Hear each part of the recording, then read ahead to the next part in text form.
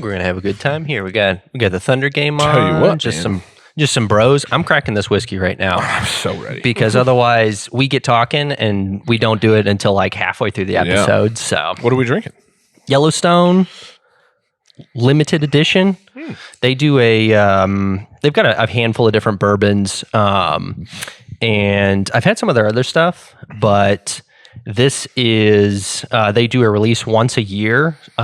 So as per usual, got a nice allocated bottle. This one I got from my dad.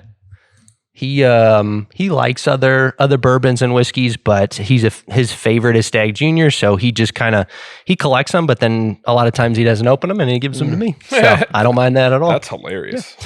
Man, as I'm doing that, Matt, I'll introduce you. Matt Manderfeld, right? You're Manderfeld. I'm sorry. It's all good. Are you Matt? Is it Delaney on Instagram? Matt Delane. Delane? Yeah. Okay, I'm just screwing up the introduction. No, you're good. It was. And we're going to start this all over. And It's actually my middle name. It was my grandfather's first name. So. Oh, nice. Oh, okay, very cool. I was I think that's kind of messed me up a couple of times. I'm like, wait. So I was like, one's got to be his last name, one's got to be his middle name. Unless I'm like, I had a weird moment earlier today where I was like, am I accidentally talking to two different people? Yep.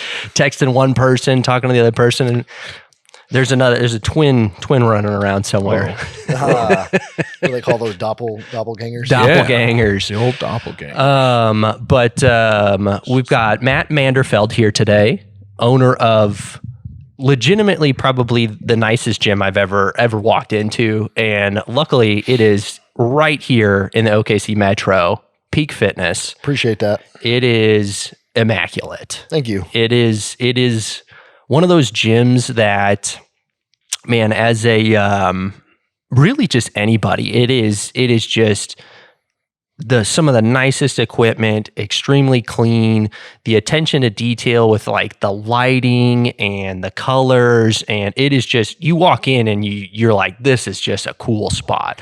Like I feel like it is a dream gym for a lot of people, man. So I'm speaking more of the Del City location. Obviously, you've got the one out in Shawnee as well, and both are awesome.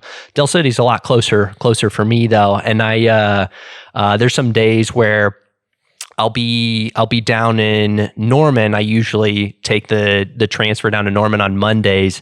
And if I got a little time to spare, I can swing over to Del City on my way home and catch a workout. So Hell yeah. yeah, that, and if I really just I've got some pent up anger and I just need to take it out on Alfonso. Yeah. Yeah, man. Good time to do it. He's definitely a good outlet source. Yeah. He takes being made fun of pretty well. So Oh yeah. he's He a gives fun. it though too. That's true. That's what makes it fun. He'll give it right Yeah. back. He will. Yeah. Shout out to Alfonso. Yeah. Mm-hmm. Yeah. For those that don't know, Alfonso worked for us for, probably close to 3 years, when we just had one location, helped us open up, our Norman location as well. Thanks. I'm terrible at multitasking. What? What do you think? Yeah, What? nothing. But yeah, worked for us for a few years. Still very, very good friends with him. Man, he really put a lot of effort in growing his clothing company, which is still thriving from my understanding today. Let's Work. Worked with Sean Vasquez, mutual friend of ours with Pride Foods, who's also been on the podcast before.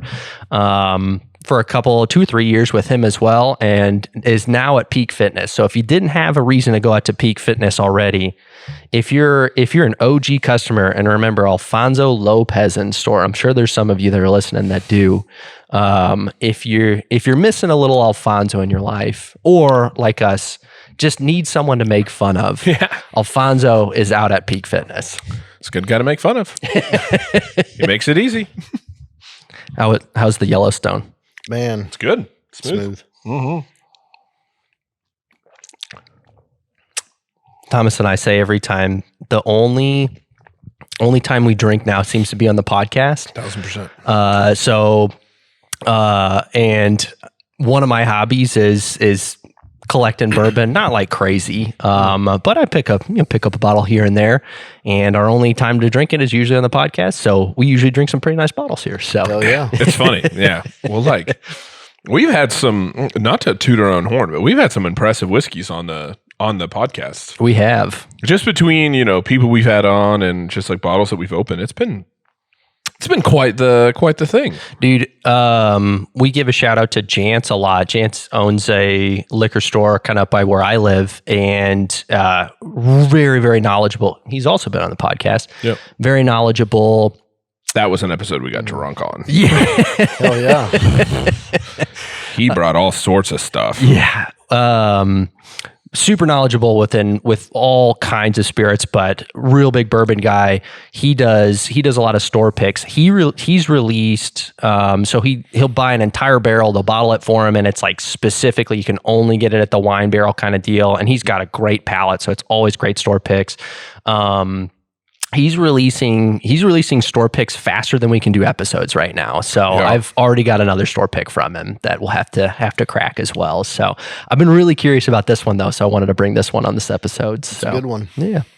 So Matt, I know a little bit about your background. Not a ton though, man. I know you started in the oil field and started kind of, you said started with the gym in Shawnee as kind of a side gig more than anything else, man. How are you able to operate a gym while also working in the oil field, man? Well, that's a good question because sometimes I wonder myself. Now that you do the gym full time. Yeah. Very blessed to be able to do that full time as well. So back in 2014, was going to this little gym, formerly All American Fitness, which turned into 10 Gym. And anyway, the owner had owned these little smaller locations.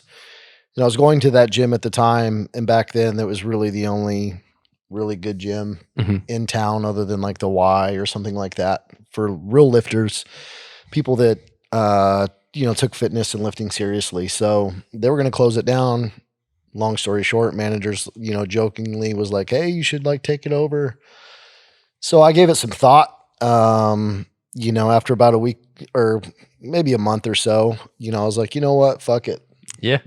Like, why not? Like it's one of those things where you have to sit back and ask yourself, like, yes, this could go wrong. And taking a chance, like, what if this doesn't work out? What if, all the what ifs. Been there before, huh? But also the flip side of the coin is like, man, but what if this does really well? What if this turns into something much greater than I even anticipated? So here we are, and definitely happy that I bet on myself. So Yeah. What was the ultimate motivation there for saying, fuck it, why not? Let's do it. Was there a drive to own your own business, or was it just a kind of a goal, or it seemed like a really good opportunity, or? Well, at the time I was consulting, so 1099 consulting for oil and gas drilling companies. So at the time I was working out in the Northeast, Pennsylvania, Ohio, West Virginia. And, I was kind of working for myself and had my own business to start. Okay. So like, I felt like I had navigated that space a little bit. Obviously no business is created equally, at all. So, I knew it was going to be a learning experience. It's always going to be a learning experience, and there's always more than you could ever expect, which I'm sure you're well aware of yourself. So, yeah. So like, I don't know, just bet on myself. Yeah. Long story short. Heck yeah. How many do you think you spent more hours in the oil field or running the gym? Pretty equivalent. Schedule was 14 on, 14 off. So every 14 days I was flying back and forth from OKC to Pittsburgh, and then flying back home, landed home, and like literally the next day I was at the gym. Yeah. So a lot of growing pains for sure. Yeah. Yeah. I think I know the answer to this question, but which one do you enjoy the hours more? Well, of course, love being home. I think the motivation for me though too, I guess the other flip side to your question is, being a single full-time dad. My son, he's 15 right now, but at that time, I mean, my family helped out a lot with him while I was gone. Yeah. And but just the goal was to be home. Yeah. So a lot of missed Christmases, a lot of missed birthdays, because frankly, they don't give a fuck what's going on. Like if you're scheduled to work, you have to work unless you're in the hospital, got in a like vehicle accident or some shit. Like they don't care. Mm-hmm. So an interesting story about how I exited too. But yeah, you just had to be there no matter what, man. I've showed up to work puking my brains out, man, just like sicker than a dog, and still had to show up. Jeez. Not an easy industry from what I've heard. No, definitely not. As they say, hands are a dime a dozen. So, definitely is what cultivated the oil and gas is what's cultivated my hard work ethic and what I call my personal superpower is the ability not to quit. Yeah. So I definitely have a lot of that. Man, I think that was the biggest thing that we learned early on too especially as you're getting started and everybody's telling you the statistics on, every 4 out of 5 businesses fail within the first year. And it's just like, everybody's got a real negative mindset when you start a business. Oh yeah. But you start to realize too of like, man, if you just keep going, like if you just keep trying, like there's always like, no matter how poor or how bad of a situation you're put into, there's a way out of it. Yeah. It might not be a fun route. Yeah. It might require a lot of work. It's probably going to require you to swallow some pride. But there's always an option. Like it's at least from our experience, man, and all the never truly hit a dead end. Right, exactly. With all the bad luck that we've seen, especially starting out, we never got to a point where our back was against the wall of like, we've got no options and we have to throw in the towel. So you either have it or you don't. Right. I don't know. Yeah. That's the way I look at it. I don't,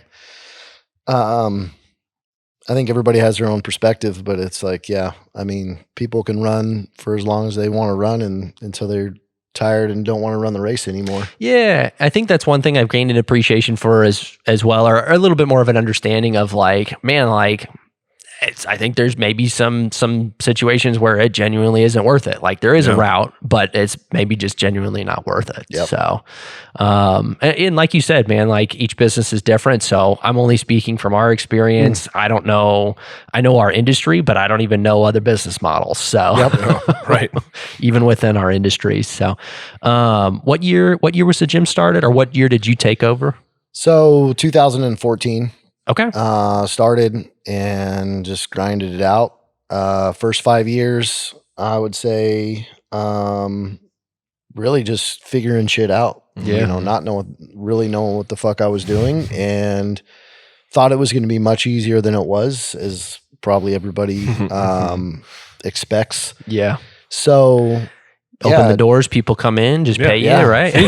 Yeah. Well, I mean, totally remodeled the place, and it was definitely a huge step up from where it was. It was a small 5,000 square foot space.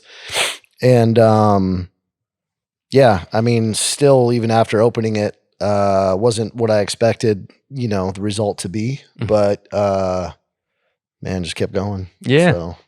So, you said it was an All-American Fitness, right? All-American, which later ended up turning into like the same person that owns the 10 gyms around the metro and around the state. And I think it went from All-American to 24/7 Fitness Express. And then that's where I took that over. So I think, I don't know. Why didn't you stick with that name? 24/7 Fitness Express. That sounds like a winner. Nah, it wasn't for me, man. All-Americans used to be like all around the metro, right? I believe so. I don't really know too much history about All American. I love their pizza. Same owners. I think too. it might be both sides of the business. You know what I'm saying? It's true. It's seasonal one way. It's seasonal in the opposite way. That's what I'm saying, dude. Okay, this is total side note, but I thought about this about like how like it might actually be beneficial to like own something within the fitness industry, but also to own something within fast food because like I was thinking that through January. I was like, man, like like fitness industry's popping. Everybody's gyms are doing well. We're doing well. I was like, man, I wonder if like fast food like businesses are taking a hit this time of year. Yeah, I wonder how that goes. Yeah. Like when we see like the uptick as like gyms and a supplement store of like, oh, like the January, like people coming around, wanting to do their like, start new challenges or whatever. And then they're like, like fast food's like, oh, January's tough, everybody's giving us up. Dude, I feel like I've noticed more fast food commercials. Now, it's maybe because I'm following more of a strict diet, so I'm like keen. My Instagram feed is definitely like mostly food now. Yep. But I feel like they're like playing into the like people are on a diet and they really want some good food, so they're showing good food in commercials. Like New Year's resolutioners, like, oh, we got to bump up our marketing for January. Yeah. Taco Bell's got to come out with a new line of stuff. I've seen so many Taco Bell commercials, dude. They always look so good, dude. Taco Bell would wreck me right now, though. Taco Bell would actually murder you. Yeah, probably. Well, we know what Kevin's looking at on social. Tell you what, dude, my feed, it's all food porn right now. Yeah. It was a slow, like you could tell it, and like I realized I was doing that too. I'd like, get on the search page to like go to like the Triad page or the Define page or something to check something, and I'd get distracted by someone's got like a cream cheese bagel with bacon, and I'm just like, It's like, have you seen those memes where it's like he's probably thinking about other girls, and it's just you scrolling through bagels? Alyssa's like, I wonder what he's looking at. Oh man. Oh goodness, dude, Alyssa. So I've been taking a lot more physique. I've been stockpiling my physique photos right now while I'm lean too. Yeah, we've noticed. I know. But Alyssa had a friend ask her like, hey, do you get nervous with Kevin like posting like shirtless photos and whatnot? His butt cheeks. Yeah. and she's like, not really. She's like, he talks to me about it, and it's all guys that scroll up on like in his DMs and like in his comments. It is 100% always guys that comment on my stuff. So that's so funny. We were at I was with my future mother-in-law, and Tina's the best, and Tina pulls up her phone and it's just your butt cheek hanging out, and she goes, look at this, Thomas, this is too much. And I go, you're the one looking at it, Tina. I was like, you got busted. We know what's on Tina's search page. That's right. Kevin's butt cheeks. Appreciate you, Tina. Appreciate the support. So yeah, what was that process like taking over an existing business? Because I know we were talking before about my grandfather being a big role model for me and a big support for me, especially getting started out, and especially through years where I was taking over solo ownership. He always talked about how it's very beneficial to take over existing businesses as opposed to starting from scratch. So what was that process like? Because I don't actually, that's something we don't have experience with. I can't say I have really much experience with it either, but I mean, it was pretty cut and dry. I mean, the gym had equipment in it. Mm-hmm. For those of you who were equipment geeks, it was full of Pro Maxima equipment. So very old, lot of frayed cables, rip pads, holes in the floor, the rubber flooring, just walls, blue, purple, just hodgepodge of things like thrown together. Bought the existing equipment, bought the existing business, basically settled on a price, paid the price, and they handed over the keys more or less. And I just figured it out from there. Yeah. So were you able to, and you don't have to share numbers, but were you able to work out advantageous deal because they weren't doing as well, or? I mean, I bought the existing business for like 20 grand. Okay. So with equipment and everything, and we may have been close to probably under 100 members. It wasn't very much. Okay. And even though I scrapped the equipment, got new equipment, painted and replaced the floor and did everything that we could in that space. So Okay. ended up definitely spending more than 20 after the initial fact. Yeah. Yeah. Because if they're not doing well as they are right now, like you can't just jump into it and assume for magically there's going to be more members without changing a single thing about it. So Correct. Was there did you switch out equipment at all? Yeah, switched out equipment. Okay. Like completely or? Completely. Wow. Completely. So just scrapped it and, just had to get some equipment, some better equipment in there. Was it like did you run like a big sale or was there a lot of trading or? No, it wasn't a lot of trading. It was like just trade in. You get like trade in value, just like you do your vehicle, which is always shit. But, Right. They offered me $1,000 like every time I try to trade it. I'm like, get the hell out of here. Yeah, no, I mean, I got a 2020 F-150 Lariat that I bought for like 75 grand. And it's, I mean, I got about 100,000 miles on it in 4 years, but they're like, yeah, trade-in's like 20 grand for my fucking truck. I'm like, get out of here with that shit. Yeah. Craziness, man. So equipment's kind of the same way. So we, traded it in, wasn't happy with that, but it is what it is. Let's move forward. Mhm. And got some new stuff, ended up taking a loan and just figuring it out, Yeah. Um, Said new flooring, new paint. New flooring, paint, equipment. Being that we had, existing members, man, like word of mouth did travel somewhat. Yeah. So, I mean, we definitely got more business. Yeah. But, man, That was I know when we were starting out too, we were really gung ho about, wanting to start from scratch because, we want to set our reputation right from the beginning, and not have to like change the reputation of another store. But at the same time, when we opened up and had 0 customers, it was like, man, some customers would have been nice. some would have been nice. I was like, okay, I understand why my grandpa said that. It's starting with something like you can change reputation. It would take some work, but at least you have some cash flow to get you to the point where you are surviving. Right. Now, was there you said, was there a slow change? Like, were there like more things implemented as you went on, or was it a lot of just like all up front? Or I think up front, I mean, a lot of like visual changes as far as back end systems and stuff like that. There wasn't a whole lot. It was just like learning. It was such a big learning curve. Yeah. I'm coming from oil and gas where it's like, I don't give a fuck if you're tired, go get that shit done, to like, sir, ma'am, type thing where you actually have to have some personal skills and communication skills. So some customer service. Customer service skills. Yeah, that's what it is. So definitely a good change. Very good at like being able to flip that switch when needed, but just learning back end systems and like sales and point of sale systems and all of those things, and trying to implement other things inside the business verticals or whatever. So what was the biggest thing that you weren't expecting between the two industries? Or the biggest difference that you weren't expecting? Like between oil and gas and the gym, what I wasn't expecting? Yeah. Like what came with the most surprise?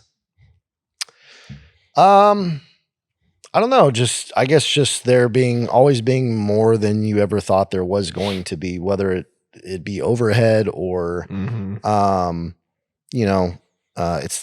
I think definitely it's a true statement when it comes to like one of the hardest things, if not the hardest thing in business, is managing people and being able to work with people, disgruntled customers, or people that are employed by you and are a part of the team, trying to get them to help row the boat in the same direction that you are. Yeah. So definitely a lot more difficult it'll always be difficult. Mhm. So Man, I don't know what it's like to work the front desk at Peak Fitness specifically, but I did have a little bit of time when we were in our first couple of years. We went through a lot of periods where no one was getting a paycheck. This guy was working for free. We paid him with Invisalign, I think. They did, yeah. They paid my down payment for Invisalign. yeah. That was my payment for my first We worked 6 months. Yes, I think we overpaid you. Yeah, it was $1,000. It was $1,000 for 6 months of work. But And you took me to Buffalo Wild Wings. we did, So- dude. Obviously, it's a pretty fair deal. But I did in one of those periods. I was working at, I don't know if you remember the Fitness 19s in town. They're no longer around, but there was one off of Britain Road, and I was working front desk and had clients early in the morning, just a handful of them.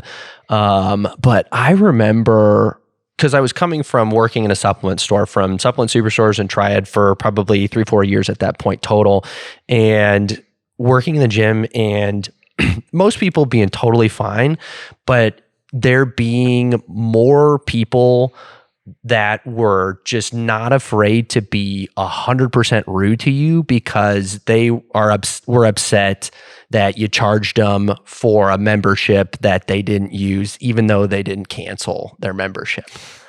deal with it all the time, I- even right now. Yeah. And a lot of times, we're very nice about it, but in a nutshell, it's like, well, you bought a vehicle just because it sits in your driveway and you don't drive it, you still have to pay for it. Yeah. Some people just don't get that. Yeah. So I remember that being very, very surprising to me. Was like it, and it was always the same. And I think it was a $10 a month gym, so probably a little different demographic too. But it was always, this person's, their card didn't go through for this month on their membership, so hey, we got to call and update it. And we call and they're like, and then they want a refund because they didn't come in the last 2 months, and it's just like, well, that's not how that works. And you're more than welcome to come up and cancel. But like, dude, I like, it was very hard to continue to be nice because I was legitimately having like grown adults, like people that were over twice my age, cursing at me like face to face, like calling me names, people threatening to sue me. And it's like, dude, I'm just the front desk worker. Yeah. Like that was pretty wild to me. And I gotta imagine that is a tough thing to handle well. That's for sure. no, absolutely. And those are still the same problems that we deal with today. So we run into a lot of problems like that. People sign agreements, they sign things that you very clearly explain to them and surprisingly have no recollection of what you had explained to them, 6 months ago, right? Yeah. So, but that's, I think that's just the gym industry in a whole. I think, we're not the only ones dealing with the problem. Yeah. Well, it's really interesting because you have this like whole thing where I think people get this idea, especially when it comes to gyms or whatever. It's like, if I go in there and raise enough hell, they're going to give me what I want. And it's like, well, like that's not how shit works. Right. You know what I mean? Like that's not how it works at all. Like you can come in, you can cancel like you were saying, but it's like, but listen, man, like I don't know what you want me to do. This like, is probably why they have a lot of machines when you call like a Netflix. I don't know if Netflix specifically, but like any other subscription based stuff is a lot. You got to go through a lot of red tape to talk to an actual person because they're probably going in with the same mindset, and we're gonna set a lot of barriers. I think it's one thing. Like, don't get me wrong. Like, I have called Cox Cable and cussed them out a few times. I'm sure I have because they're terrible. But it is. But it's one of those things where it's like, first, I'm like, hey, I'm not mad at you specifically. This is not your fault. And two, here's where there is a clear error. Like, this is completely different than what was explained to me. This is completely different than what I was told. I know you record the phone calls. listen to the phone call, and you will hear that was what happened when we were living together. And I was like, hey, this is our budget for a month of like cable and internet or whatever. And I'm like, it has to be cheaper than this after all fees, after everything. And they're like, oh, okay, cool. Yeah, it's this. And I don't know. We were broke. So it was like $40, right? Yeah. And they were like, yeah, no, this comes out to $38.72 with tax or whatever. And I'm like, that's everything out of the door, or like out the door. Like, this is $38.72. Yeah. Over and over and over again. And then they were like, got the first bill and it was like $135. And I'm like, what? And I remember calling and they were like, oh, I think that person was new. And I'm like, I don't care if that person was new. Like, right. Like, what do you want me to do? Right. Yeah. But it's like, it's interesting though, when it's like, that's one thing where I can understand, not maybe like cussing at somebody. I've never actually cussed at anybody on the phone. I will take that back. I've never actually done that. But like, I did call and be like really upset because it's like, this is clearly different. But it's different when like you literally signed up for this crap. This is exactly what you expected it to be. This is exactly how much you were told it's going to cost. Like, you just don't want to have to deal with it now. Yeah, it's like if you make a mistake, like especially I know on our end too, like if especially if we genuinely make a mistake, even if we don't, we're going to apologize for it. Like, it's just not a fun situation no matter what. Like, if a customer's upset, like it's right. Just generally not a fun situation. But like, yeah, if we make a mistake, it's like we're gonna make it right and then try and do a little extra as well. Absolutely. So, yeah. Absolutely. Gosh, I remember I had one person that like I was totally ready for him to just lose it, because again, I had people that were like legitimately like, give me your first and last name because I'm talking to my lawyer. I'm like, your lawyer's not going to do anything to me. Like, I have done nothing. I just work. Like, I get paid minimum wage, ma'am. Like, right. But I remember calling one guy and his card didn't go through, and I saw he had joined as a member like, dude, probably 8 years ago. So I called and was like, hey man, like your card didn't go through. Just wanted to see like if we could get new card information, just, keep the gym membership active. Hey, if you do want to cancel, you can come by. And he goes, brother, I haven't lived in the state for 6 years. And I'm like, oh shit, this guy's going to be so mad. And he's like, honestly, that's on me, man. I had no idea I was paying for a gym membership out of state for that long. And he's like, boy, I'm glad you called me. I'm like, yeah, here's how you cancel if you're out of state, man. Like, right. Kind of deal. He was just like, and he just had a big laugh about it. I'm like, holy shit. I was like, that was like, that guy had been paying for by far the longest time without knowing out of anybody I ever talked to. And he had a positive mindset about it of like, man, that's on me. Yeah, my bad. Whoops. Yeah. I've seen a few of those for sure. Yeah. Man, how long did you do oil field and the gym? I exited the oil and gas 2021. So from 2014 to 2021. So what's that, 7 years? 7 years. So 7 years. Wow. And really the first 5, I mean, my oil and gas gig carried the gym for sure. Like I was paying I was paying payroll out of my own. So out of my own income. So, it was kind of nice though, being 1099, my consulting business owned the gym business. So like I had some legitimate write-offs at least. Yeah, right. So, the silver lining. But yeah, I mean, it was never what I expected it to be. And I'm thankful for that actually. Yeah. So, because, I mean, if it's smooth sailing and everything's smooth, you don't really learn much, so absolutely need some more of this. No, I mean, I enjoyed it and I think that's kind of why I got into the gym space is because one, I definitely have a genuine love for bodybuilding and genuine love for fitness. Always have since I was young. So, thank you. And, yeah, so I felt like it was something that I had a passion for and that I would enjoy no matter how hard it was going to get. Yeah. I think that's kind of one of the things that I think kind of comes through for us too, is it's like, man, like at the end of the day, like we just genuinely enjoy what we do. Like we enjoy like the fitness industry, we enjoy the supplement industry, we enjoyed like the science of it, we enjoy like all these kind of things where it's like, man, at the end of the day, like it's easy to forget sometimes, you know, when you're doing it for a while, but it's like, man, this is fun. Like, boy, I could be doing a whole bunch of like something way worse than this. You know what I mean? Like I could be doing something that really sucks. And this is like, man, this is fun. This is good. I like this. You definitely have to remind yourself, like, because you kind of get in the day to day and the nitty gritty, and like, and you have, you know, a few days in a row where you're, you know, dealing with not so great news or having to do stuff that's not your favorite kind of deal. But like, yeah, you really got to take a step back from time to time and remember, like, man, like this job is actually pretty cool. Yeah. Relatively. Like if I were to compare this to something else I could be doing, it's like, man, I think I'd rather be doing this. Yeah, I could be digging ditches, man. Like seriously. I mean, at the time I was single, so it was like, who doesn't want to like hang out at the fucking gym all day? Yeah. And I'm like, hey, you know, I mean, hang out at the gym, you get to see a lot of yoga pants. You know? I mean, just real talk. I remember having that thought, so I'm like, let's run it. Yeah. So now, how did you leave the oil field and jump into the gym full time? Was the Del City location involved in that at all, or was that just Shawnee at that point? It was just Shawnee at that point. What had actually happened, so my son Cameron, like I said, he's 15. He's type 1 diabetic. So at the time, I think he was in 6th or 7th grade.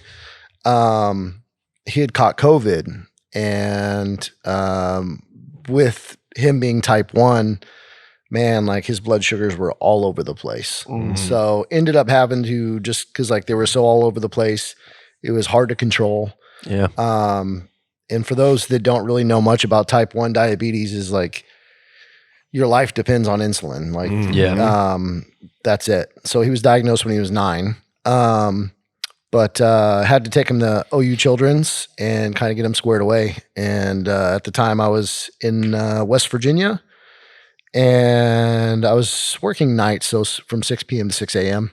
It was like, hey, you know, my kid's in the hospital, trying to get him figured out. Like, I got to go home. And I'm maybe midway through half my hitch, so 7 days out of the 14. And you know, they said, well, like, we understand, but we can't guarantee your job will be here when you get back. And I said, right on. And I peaced out. Yeah. So that's how it was. Jeez. Like, they don't give a fuck, man. Yeah. And that's okay. Yeah. So I was like, well, it's time. Yeah. Kind of made it a little bit of an easy choice. Yeah. It's tough, man. It's oil and gas is a crazy place. A lot of good times, a lot of bad times. Yeah. A lot of, you know. Like you said, man, teach you a good work ethic. That's for sure. So. Yeah. I mean, if you don't have a job. Yeah. Right. So just to survive. Yeah. So, yeah, I mean, getting out of high school, not really knowing what I want to do at the time. My cousin was like, hey, come down to New Mexico and, you know, come work on a workover rig, you know, make like $2,000 a week, you know, or whatever. And I'm like, fuck yeah, let's go. Yeah. Drove down there with like I think I did like a semester at Rose State. Dropped out. Well, not really dropped out. It was summer at the time. And I just ended up not going back. And so drove down to New Mexico, get there. Literally the first day I find out my cousin that was getting me the job on his crew, because he was the operator of that workover rig. He's like, yeah, man, I lost my job. I'm there for a day, and he knew he'd got fired, but he wasn't going to tell me until I got there. And so I'm like, well, whatever, man, let's figure it out. Hung around, and finally ended up getting a job for a company out of Casper, Wyoming called True Drilling. Pretty old school even to this day. And left New Mexico and drove to Colorado, and did somewhat of an interview, pissed right in the cup, right at the rig, and started the next few days after that. Okay. So, kind of crazy. How many years in the oil field total? 18. Wow. So, Yeah, drilling rigs are impressive, man. I mean, drilling 25, 30,000 feet into the earth. Yeah. See some cool shit. Yeah, I can imagine. It's just impressive in general. Man. Yeah, it's crazy. It's crazy. I don't even have like the slightest bit of idea of how any of it works. And Right. it's like, it's crazy though. Yeah. Like, Is it literally I'm like imagining like literally like almost like an auger, almost like a drill bit, like kind of do, but just on a bigger scale. I could be totally wrong about that. Yeah, I mean, idiot. I guess in layman terms, I mean, it's not a common practice, but even in the Northeast, we're drilling with air. You have to have something because as you drill, you have to remove the cuttings that you drill. Yeah, Right. displace the whatever. Correct. So either air, fluid. Most conventional is fluid. Air is pretty crazy because air is compressed and it's very volatile and violent. So, dude, I remember having a working at places where you have those freaking like air cheetahs or whatever they're called that like fill up a tire with air and attach it to the actual wheel. Those things are scary, man. It's just like a controlled bomb. Yeah, seriously.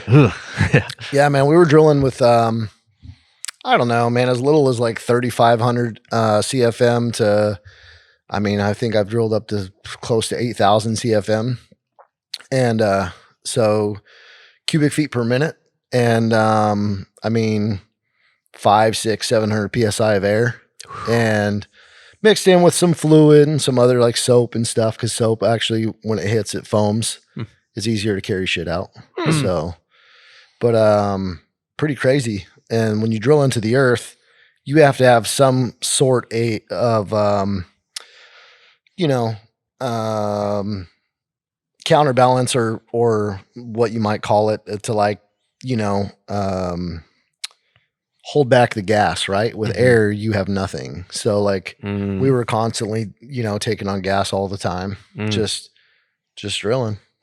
So That's kind of scary, man. yeah, it's crazy drilling a hole 5, 6, 7, 8,000, 9,000 feet into the earth with air. Yeah. I can't even comprehend how that really works. No, that's crazy. Yeah. Maybe you can explain, random question, but maybe you can explain this to me because we live on Council and like 164th, and there's a couple of rigs kind of out by us, and from time to time where they're at, they'll have like one pipe sticking out of the ground, maybe like, I don't know, 30, 40 feet. I've never really been close to it.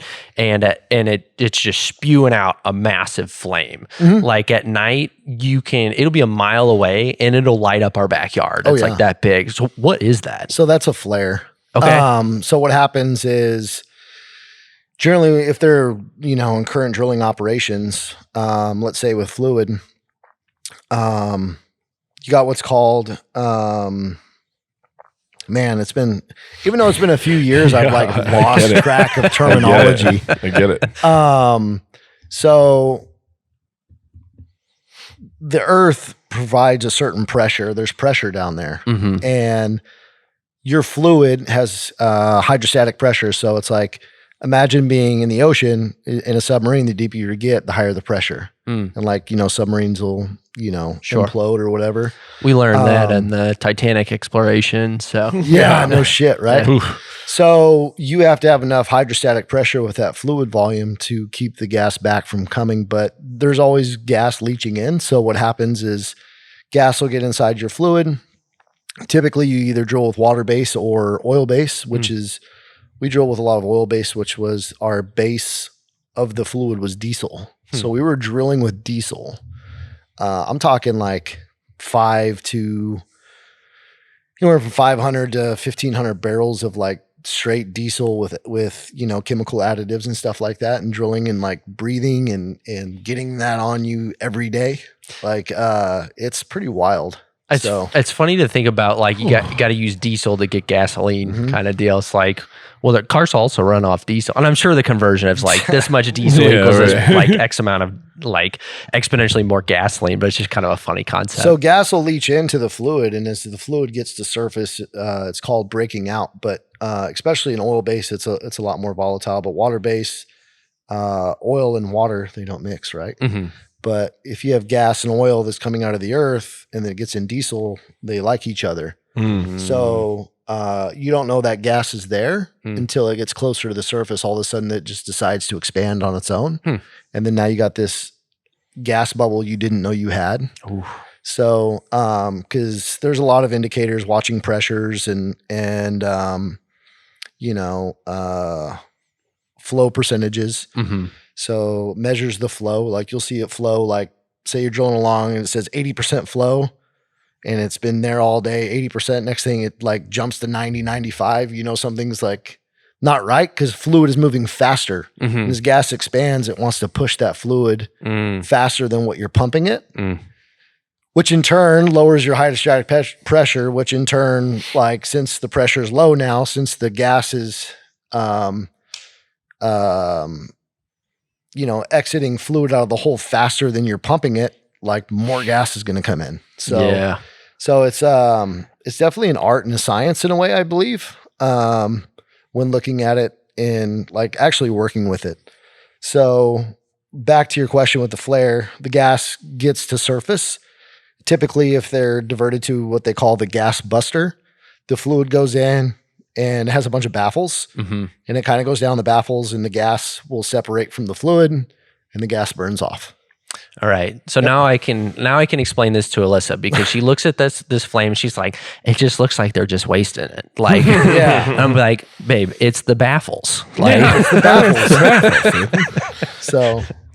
Yeah. So yeah, just be like, when Riley needs to burp, they're just burping the hole. Yeah, pretty much. Yeah. Pretty much. Yeah, we gotta get milk in there. Yeah, but there's air bubbles. There's air bubbles. We gotta burp the baby. They gotta burp the earth. I gotta get the baffles out of Riley sometimes too. So you and me both, brother. So how was the gym when you did leave the oil field? How was the gym doing at that point? I mean, it was doing okay. I mean, it was doing well enough to where I could just, pay my bills and then continue to still kind of grow. Yeah. Yeah, man, I mean, every year that we've been going, I mean, we've continued to get better. We're definitely not going backwards. So, I don't know. I did have, working in oil and gas. I mean, you make good money. You're putting your life on the line every single day. Yeah. I mean, I remember when I jumped out on a rig right out of high school, I think I was making $27 an hour right out of high school with 44 hours overtime as well. So time and a half on that. Jeez. Yeah. And a hitch. I mean, 12-hour shifts, 14 days in a row. Yeah. So, to a high schooler, that's really good money. Yeah. And then fast forward, ended up working my way up from motors, derricks to drilling.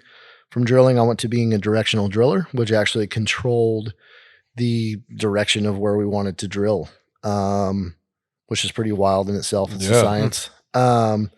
Then becoming a drilling consultant or a company man, as they call it. And I became a company man at a pretty young age. I think I was 26 or 27.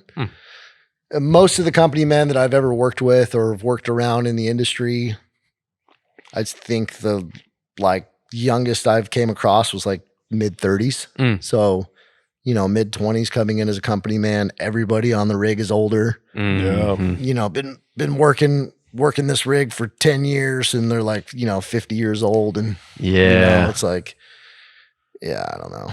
So it's definitely. It's got to be in your blood, I feel like, especially to work that long. Yeah. Yeah, to be at that age doing something like that, man, that would be. I mean, that's tough at any age.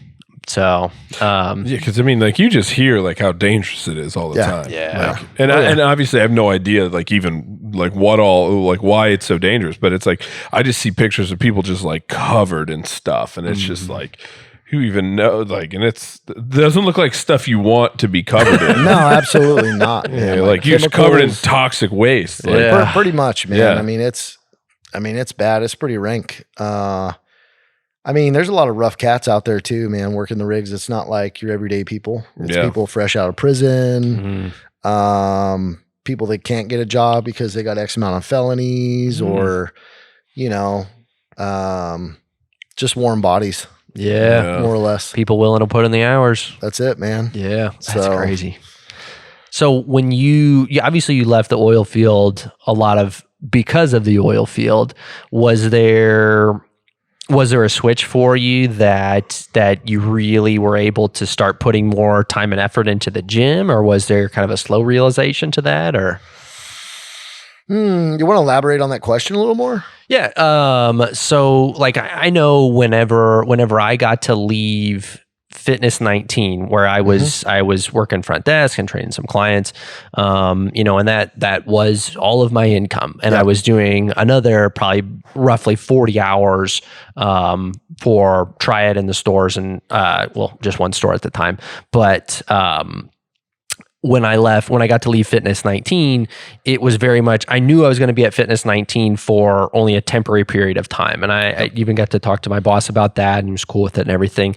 But when I got to leave, it was when my partners were leaving, and I needed to take over some of their responsibilities, and we were going to bring some more people in. But I know I got really excited for being able to put all of my effort into Triad, Yes, and into the company. Was there a quick switch for you for that, for like getting to put a lot of effort? Because I know you said you left a lot because of your son. correct. Was there a switch to putting a lot of effort into the company after, obviously your son's doing well today, right? Yep. So definitely good to hear. Was there a switch to putting a lot of effort into the gym, or the effort that you were saving not in the oil field into the gym? Yeah, because I mean, leaving oil and gas, man, it's you're leaving a lot of income behind. So just to give you an idea, the last 8 years I was a drilling consultant or company man. Typically company man and like 1099, so you pay your own taxes, which I mean, you can definitely get some benefits there. But typically the average company man will make anywhere from 12 to 1800 a day. So I was making 1,200, 1,800 a day. I was about 1,1700, I believe at the time. So, I mean, I work 14 days and walk away with about 25 grand. Yeah. And no overhead other than flights, food, travel, I already said travel, just your auxiliary costs really. And then, and then not having that I'm sure that was a big difference. Yeah, you go from 25 grand every 2 weeks, like work for 2 weeks, to like, nope. It's like, that's a big change. Income wise, that's a big change. Yeah. So definitely it was like sink or fucking that'll swim. light man. your baffles. Yeah, light your baffles. Yeah. So definitely. As far as effort wise, though, obviously you're not 14 days on anymore. Were you able to put more effort into the gym? Was there any beneficial extra effort there? Oh, absolutely. I mean, I was there every single day. Yeah. I mean, it increased everything, from the team's buy-in to our culture to, from that point, like really started to have a true vision too. And it's like, hey, this is it. I don't want to go back, but, I mean, if I had to, I would absolutely. Yeah. But yeah, man, it was just like, let's fucking get it. Yeah. Yeah. That's awesome, man. I think it goes to say just like, and I think this comes to a lot of aspects in life, and I think you understand this a lot, but it's just like being present is so much when it comes to your business.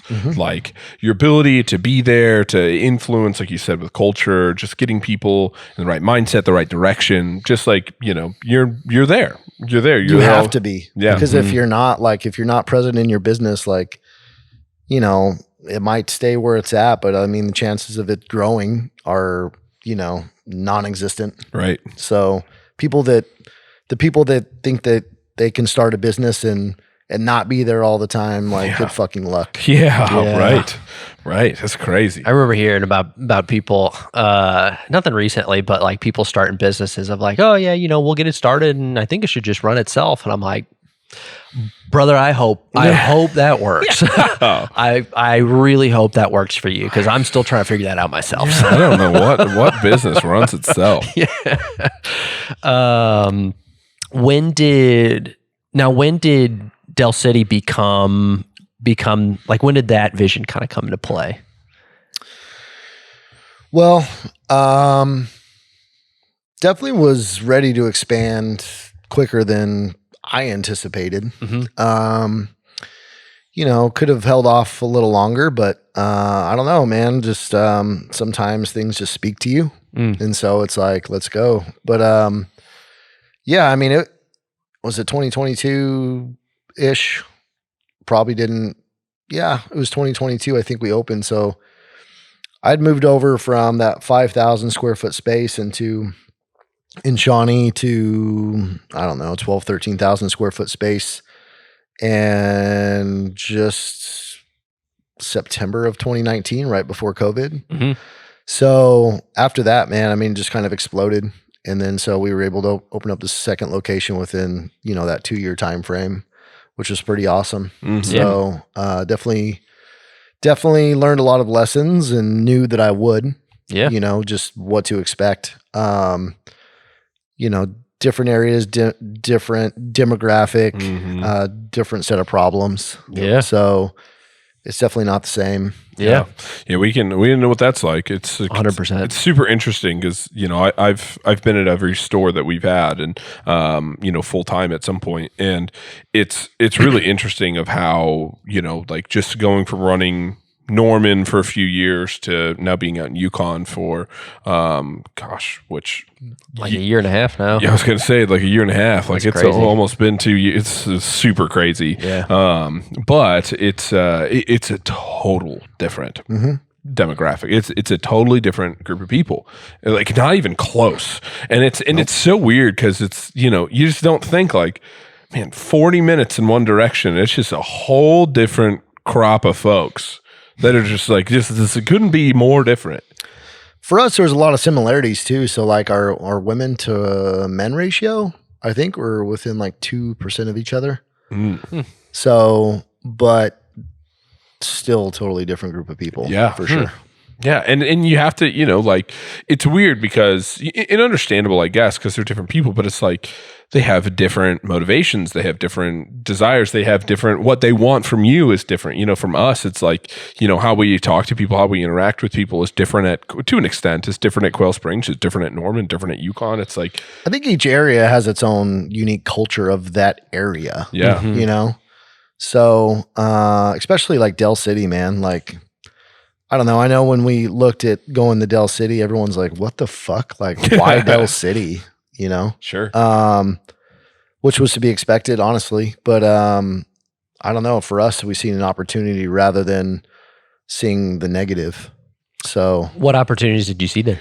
I mean, obviously, Tinker's there. Tinker Air Force Base. I mean, you have people that travel from all over the metro to go to work there, contractors or active military, whatever. I mean, there's good people everywhere. There's bad people everywhere too. Like it doesn't matter where the fuck you are. You gotta, leaving Tinker, going pretty much anywhere else in the metro, you have to pass by Peak Fitness. Yeah. I mean, we're right off the interstate. So, and being anywhere 30 minutes in the metro doesn't mean I'm pretty sure if you map here from Yukon to Del City, it's like 27 minutes. Yeah. So it's anywhere in the metro is under 30 minutes. Yeah. And I feel like 30 minutes is kind of that threshold for a lot of people. Central enough. Man, we still have people that drive that even from Yukon to Edmond to. Dude. I was going to tell you, it is a destination gym through and through. I have people all the time that come into this store and like, oh yeah, they live here in Yukon. I'm like, oh, where do you work out? Oh, I work out at Peak. And I'm like, that's dope.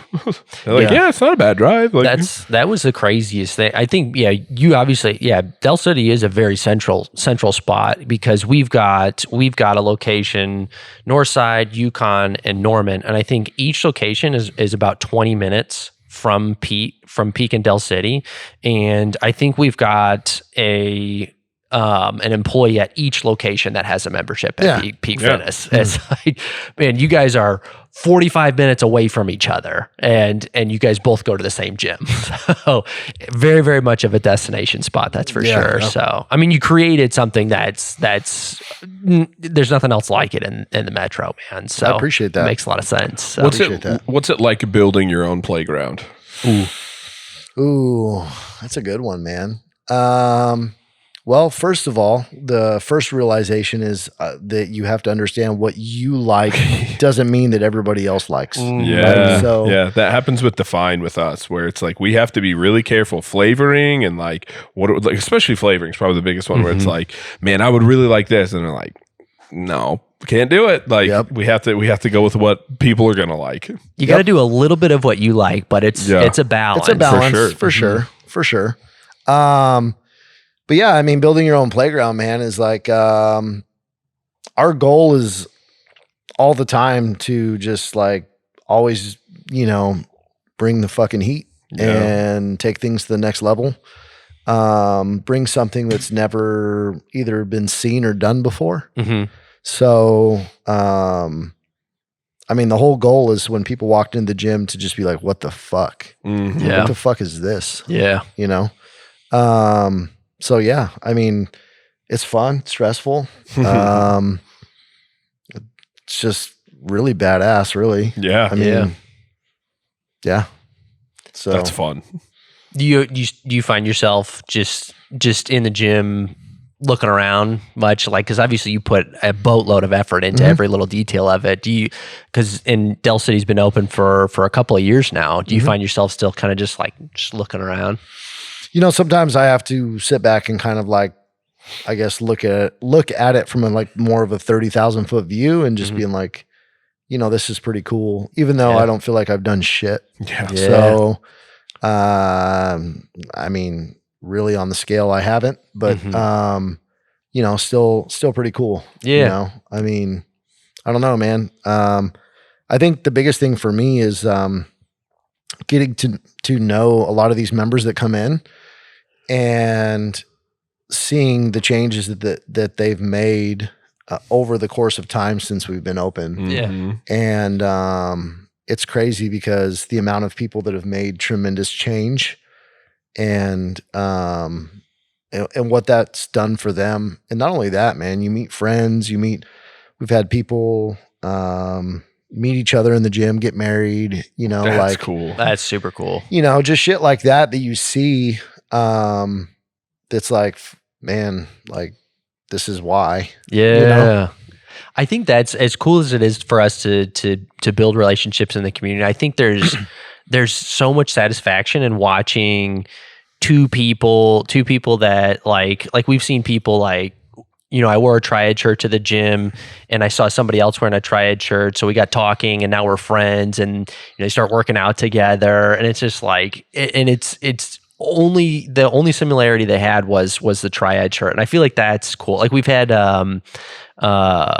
ambassadors too with our Define line that we have events or workouts or whatnot. It's like I always really like to see them kind of getting to know each other or building relationships. It's for whatever reason I think there's almost more satisfaction in that than like me building a relationship with them personally. So Yeah. just kind of facilitating, I guess, if nothing else. So Yeah, man. I don't know. I kind of refer to it as like just a ripple effect. 'Cause it's like one person changes his life, changes the way he eats, changes the way his whole family eats. Yep. yeah. Changes So- his whole kid's outcome. Yeah, Like man. what their life's going to be like. Yeah.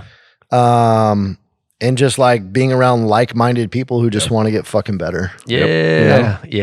Yeah. So, and then you see other people in the gym too, because obviously our gym is not a beginner gym, I guess you could say, but we have plenty of beginners that come in. That's what's really so cool about it. I think first impression, you don't see that until you actually start getting to know and talk to people that we have all walks of life, beginners, power lifters, bodybuilders, just fitness enthusiasts. I mean, we got one dude who's been through buds like 4 times. Oh, He God. was actually a part of the class of Jocko's son Jeez. that goes to the gym there, man. He's a fucking animal. Oh, Yeah. I bet. Like- And I think the reason that he dropped out last time is his like whole testicle just like fell out. Oh, fuck. So, but the We dude's call just that Kevin disease. Yeah.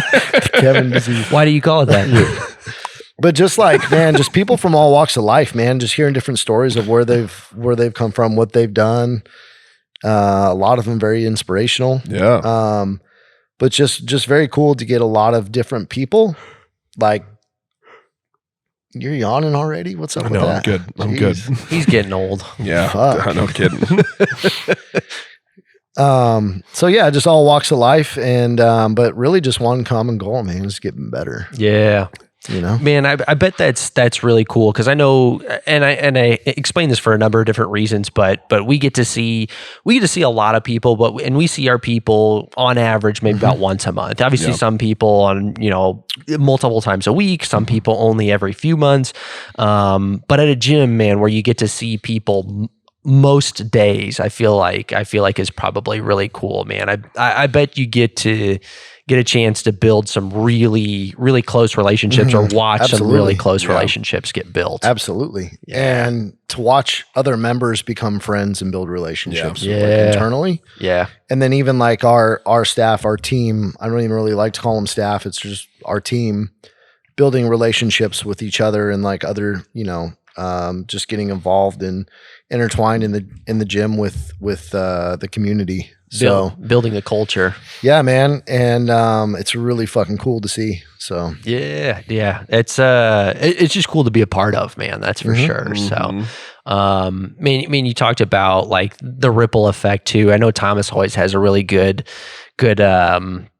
perspective on what it's like to just kind of generally help somebody, but one person, one member that comes in and you help out, how many, how much longer will they live because they they came to your gym and they were able to start getting healthier and working out and whatnot. You had an environment that worked for them that made it, you know what I mean? It's like how many people get introduced to their grandkids that like wouldn't have, you know what I mean? Yep. Because they wouldn't have had that fitness in their life. They wouldn't have had that priority. They wouldn't have made the relationships that like make them want to go to the gym even on the days they don't feel like it. And that's like, one of those things we talk about, these relationships. And I think we all know that there's days that, I don't want to go to the gym, but like I want to see my friends at the gym every day, right? Like I want to hang out with those guys all the time. Those are people I want to spend time with. So it's like, even the day I'm like, it's like, I still want to go, I'm going to go work out. Like, why not? I want to go hang out with my friends. And it's amazing how much that like can influence someone's life long term, just making habits and anything. But it's like it's crazy because I don't think you obviously can't like put a number on it because we'll never know. But it's really interesting because there's you have saved people's lives or added years to lives because How many total years? Yeah, because one day you decided to say fuck it, I'm gonna bet on myself and buy this gym. yeah, Yeah, that's crazy is and that's the goal, man, is to reach more people, make people better. Amen. Yeah. In any way that we can help facilitate that. I mean, we'll do fucking anything for somebody that needs the help. Yeah. And unfortunately, on the flip side, man, there's a lot of people out there. You could literally like we'll do in-body scans or whatever, and just maxed out on fucking everything from body fat to visceral fat to everything, 450 pounds. Telling them like, man, look, you're 32 years old at 450 pounds. Like, you need to make a change. You got 3 kids, whatever. And they just fucking don't want it, man. Yep. So it's really sad to see too. Cause you wish you could help everybody. Yeah. But like the old saying goes, man, like, you can lead a horse to drinking water, but you can't make him drink. Right. So Can't help those that don't want to help themselves. yeah, it's really frustrating because you see that they have potential, and and that's another thing I'll touch on is potential, but you'll see the potential that they have, or the way that they could change their life and like change their whole family's life, and they just don't see it. And like you could fucking draw it on a board with crowns and whatever else, and they just don't see it. Yeah, you're like, I've seen the other side, man. Like, man, I it's can tell crazy. you it's awesome, but yeah, It's fucking crazy. So, and like I said, touching back based on potential, it's like, I think a good realization that I've had over the last few years is like potential as a whole. We always see more potential in people than they ever see in themselves. yeah, And it's like you drill into them like, man, like there's so much fucking potential in you that like you could do this and you could be this and you could whatever. And they just like, dude, for example, I've seen people with like freaky fucking genetics in the gym. I'm talking like natural that look like that blow every non-natural guy in the gym away. Mm-hmm. And they just don't see it, man. Yeah. It's like wasted potential almost, and it's crazy. Yeah. It's crazy. Yeah. That it's yeah, I mean, it goes back to that argument of genetics versus hard work, and it's hard. Yeah, what's the saying? You can outwork bad genetics, or like hard work will beat genetics any day. Or yeah, it's if they don't want it, that's well, that's crazy because I mean they work hard in the gym, but they're freaky, but like when it comes to like going to compete or whatever, those guys don't think they're big enough and whatever, and like, you blow everybody out of the fucking water, and they just don't see the potential in themselves. Yeah. And it's like, if you would just go, just go and like do it, don't stop. Like you'll see it, you know. But just see what it's like. Man, it's crazy. Yeah. I've ran into a few people like that. I'm just like, could not believe it. I'm just like, dude, you're a freaking nature. Yeah. Yeah. So, but I see that in just people every day, though, just everyday people of like what they could do, what they could change. Yeah. And, man, wish you could help them all. Yeah. Really do. Yeah. Yeah. Yeah. I think I see that with a lot of, more, I'm trying to think of the best way to put this. I have a tendency with the people that we work with to look at them in the best light possible, mm-hmm. and see what they're truly capable of. Mm-hmm. And I think sometimes and I think is a fault that I genuinely should be better at, is I think I tend to cut more slack because I see that they could be to do this well. Yep. Yes. Where I probably shouldn't. And in person to person, I know definitely differs where some people do better if you do cut them a little slack, and other people you're not doing them any favors by cutting them any slack. But yeah, that's staff wise, man. Like we've gotten extremely, extremely lucky with the staff that we have. Same. But not everybody wants it. Yeah. Nope. So it's not, and I'm not here to tell you that it's an easy time working at Triad. Mm-mm. You're going to work hard and we can pay you which we can pay you. But, at the end of the day, we're a growing business, and I'm sure, you only got so much of a budget for payroll, and payroll is expensive. Very expensive. Crazy expensive. But yeah, man, it's, you can't same right back to you can lead a horse to water. Yep. Yeah, man. I mean, I just made actually a post most recently on IG, Facebook too, but about the specific topic, man, is like, the saying is like, you can go far alone, but more or less you can go much further together. Mm-hmm. Yeah. And you can go fast alone. Is that the? You can go fast alone, but you can go further together. I think I've seen. Yeah. And a lot of people just don't realize that, man. And like, I get it. Like, people want to do their own thing, and they want to like, I don't know. I feel like there's a lot of serial entrepreneurs out there, mm-hmm. Who want to be their own boss and want to, have their own business and whatever. But the flip side is, as we all know, that it's like, it's not what it's cut out to be. Mm-hmm. And you either made for it or you're not. Mm-hmm. And, but at the same time, it's like, man, if we could just all get on this boat together and row together at the same cadence, same speed, same mm-hmm. direction, like everybody's dreams could be fulfilled. Yeah. You know what I mean? Over time. And I understand that's a hard thing to kind of digest, because it's like, you have to have trust in the company that you're working for and the people who are leading, et cetera. Yeah. Yeah. But that's how great companies have have existed, you know? And I think that kind of back to our previous point, like, doesn't that bring us back to like being present, like being there? Yes. Like if you want to truly lead and you want to show these people that you are, you know, not just in this category, but anybody being an entrepreneur or whatever, if you want to show people that you are worth being led by, you know what I mean? Like if I'm going to put this trust into you, I'm going to trust my life that, you know, rowing this boat in this direction is the right way. If I don't know you, if I don't have that personal relationship with you, if you're not present, like it's what, how does anybody buy into that? You know what I mean? Well, I mean, I think that there's a lot of ways that people can buy into it.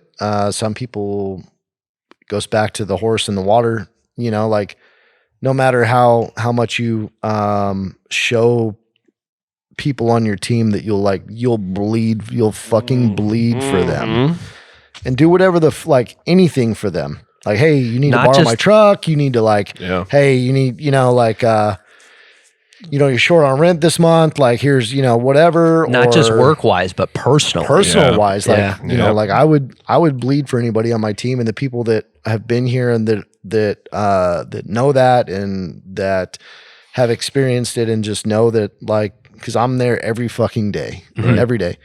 So, you know, being able to like bleed for those people that are on the boat with you, they see that, and I think that goes back to being present in your business, like we talked about, you know. So it's like people don't see that, and also vision too, you know. It's like, where the fuck are we going? Right.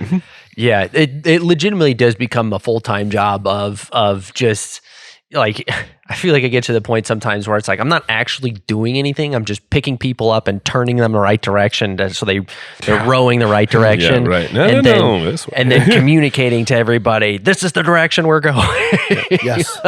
What about this way over here though? Yeah. Man, was there any struggle at all with going from one location to two locations? I mean, there wasn't as much as resistance as I don't know. I didn't really know what to anticipate because, like, I was getting more into the metro, which had zero experience. For people that don't know much about Oklahoma, but like our first location, Shawnee, and then second location in Del City, Oklahoma, I think definitely top 5 highest crime rated town cities in Oklahoma. So both of them. So, to be honest with you, it's kind of crazy that we're able to thrive. In those environments. And honestly, like, I kind of welcomed it. Like, I kind of wanted that. Yeah. To be honest with you, just because I'd rather have the hard journey up first. Like, I want to learn all the hard lessons now. Right. You seem like a fuck 'em kind of guy. I don't give a fuck. Yeah. Man. Right. I don't give a fuck. So I feel like sometimes demographics like that set a little bit of a barrier to competition as well, though. What do you mean? Like, in the sense of if it was a tougher area for you to get going, that means it's a tougher area for others to get going as well. Very much so, but like, I mean, everybody looks for the fucking area to open up in. Yeah. And for example, I don't know, but just generally asking, like, your first location was in North OKC, man. I mean, Edmond area, that's the place, that's the spot. You know, I mean, that's where, you know, the higher, household incomes, et cetera, are. And maybe if I was smarter, I would have done the same shit. But, no, I think that, you know, it's all strategical, you know? So, it kind of happened the way it happened. Like, you know, with Shawnee being the way it is, like, I didn't expect to turn in what it did turn into. So it was like, okay, this is a learning experience, whatever, not knowing what I was getting into, like not knowing demographics, not knowing, you know, anything really. And, then like later on learning, like, holy shit, like I'm in a tough area, tough demographic. And then we just do it again. Yeah. And then just realizing, like, I don't know, there's a saying, above the dumbbells in the gym in Del City is do what they say cannot be done, be undeniable. And really, I didn't really come up with that or put that up there. wasn't planned to really put it up there until closer to the end. I didn't even know what the fuck I was going to put up there. Mm-hmm. I knew it was going to be something, but I heard a lot of naysay, whatever, like Del City this, Del City that. And it's about showing people like do what they say can't be done. You know, it's like, what an idiot. He goes to Del City, whatever. And it's like, all right, well, we'll see, you know? Yeah. Like, let's go. Yeah. And here we are. Right. Yep. Thriving. So, yeah, I don't know. It's interesting to hear too that you picked without looking much at demographics, but because we kind of got started, at least with our first location, only based off of demographics. Like we legitimately picked the area without ever having made a trip to Oklahoma City, which is funny to think about. Yeah, I was going to say that's hilarious to because think about in retrospect. Our roots are here. We're here to stay kind of deal. My wife and I just absolutely love it here, but we both grew up in the St. Louis area. She always gives me shit because I grew up outside of St. Louis where she grew up in the city. But hey, you lived in Florissant. Not a nice neighborhood, but That's in the city. Yeah, it's true. Yeah. I'm on your side. Thank you. Yeah. You lived in Florissant for a long time. Thank you. But yeah, I feel like it's we came from a spot to where that's all we had to go off of was we picked Oklahoma City a lot because of the general demographics and what the city was doing, and for those that don't realize, Oklahoma City is blowing up, man. Yeah. It is. We came here legitimately because of the opportunities in business, and our first trip here, we already knew the area that we wanted to be at with the store. But just absolutely fell in love the first time we were here. First time I got to bring Alyssa with me to kind of check out the city. She really liked the area a lot as well. But it was funny because we legitimately picked our area totally based off of just a heat map of average household income. It's like we didn't know areas or how what the city even looked like. Again, we had never been here, so picking locations like with totally different goals, and we're both sitting here with you with a successful gym and us, with stores that are doing well. Is man, you can do it both ways, man. It's just kind of an interesting comparison because it kind of shows like, man, like if you want to figure it out, you'll figure it out no matter where you're at. Yeah. So you make it work. If you want 100%. it. Right. You want it. Right. I have a question for both of you because I think it is an interesting perspective and it's kind of something that you talked about earlier. Do either of you feel like there is a point where you will feel successful? No. I don't know that was going to be the answer. Absolutely not. Yeah. There's always more, man. Yeah. I mean, there's always more. There's always more. And it's not the fact that you want more. It's the fact that, I think that it's the journey of like, I guess, achieving the more, but at the same time, like the more, if you're running business right, the more that you get as a business, the more people that you reach, the more people that you help, and the more people that you create careers and opportunities for. Mm-hmm. And keyword career, right? Amen. On something that that really is fulfilling. Like, who doesn't like helping somebody like be better? Right. Amen. It's really interesting because I think there's a perspective of this that I know that I have really learned to appreciate. I'd say mostly in like the last like couple years or so, but it's something that I've really like kind of like leaned into appreciating more. And I think this is the thing where people like get it wrong, and I think both of you understand this. I know you do, and what I know about you, I know you do as well. But like working hard feels fucking good. You know what I mean? Like hard work at the end of the day, like I realize when I have a day off, I can't, like I will be I'll be like, man, I'm training for 6 hours today. Like I'm doing something today, and it's like, not to say that I don't take breaks, I don't take whatever, but it's one of those things where it's like, man, I start to get that kind of like, man, I'd rather be doing something kind of mode. And I think like part of growth comes with something always to be doing. You know what I mean? Like stuff to be doing, stuff to be working on. I don't know. Stagnation kills you, I feel like sometimes. And it's like, just like as a person. And so it's like it's so funny. I explain this because like I compete in jiu-jitsu and been doing jiu-jitsu for, going on 5 years now. But it's like, I always tell people that like my worst days when it comes to my regimen are my days off, right? It's not my days on. It's not my days at work. It's my days when I like have freedom, quote unquote, which like I've taken more and more away from. Like my days off are now like, or I give myself less freedom to be more regimented because like the discipline of that like does produce its own sense of freedom. But it's like, if I'm working, it's like, I'm up, I'm doing this, I've eaten at this time, I've drank this much water at this time, I've drank this, like, I've taken my supplements at this time, I've done every things that I need to do. And it all just kind of fits into my puzzle of my day. And then it's like, I used to have those days off and I'd be like, shit, it's noon and I have not had a glass of water yet. You know what I mean? Like it's really weird, how that can kind of happen because it's like my day when I have this freedom, you think would be a day that would be easy for me to do these things, but it's like somehow it makes it harder. But when it's like I have shit to be doing, it's it feels good. I don't know. I like it. I know I started trying to, I started this a couple of years ago. I started from, I got this idea from Sadie Thews, who, when we were on a trip with, she asked everybody what was one really good part of your day or one really good part of your week, and we all kind of went around, and it just kind of lightened the mood a little bit. And I was like, man, I feel like I'd be a lot more positive if I thought about that every day. So I started my own. Every day I try and think of something that I'm really happy. I was really happy about that happened during the day, and something I'm really excited about that's going to happen tomorrow. And it's definitely.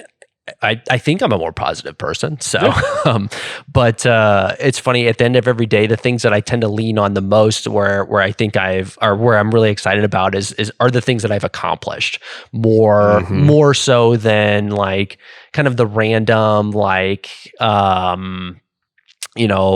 cool moments. I got to watch 5 TV shows today. Right.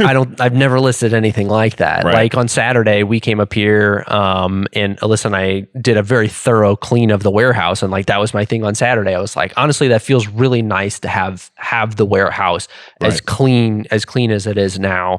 And so it's usually something that I've accomplished. I feel like there's quite a bit of satisfaction of like,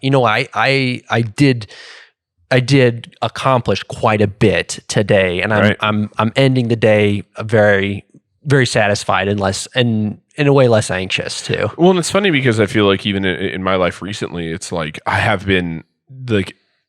It's funnier because like even in my terms of my career, if you were to look at me now or us now versus 3 years ago, like we're more successful now, quote unquote, right?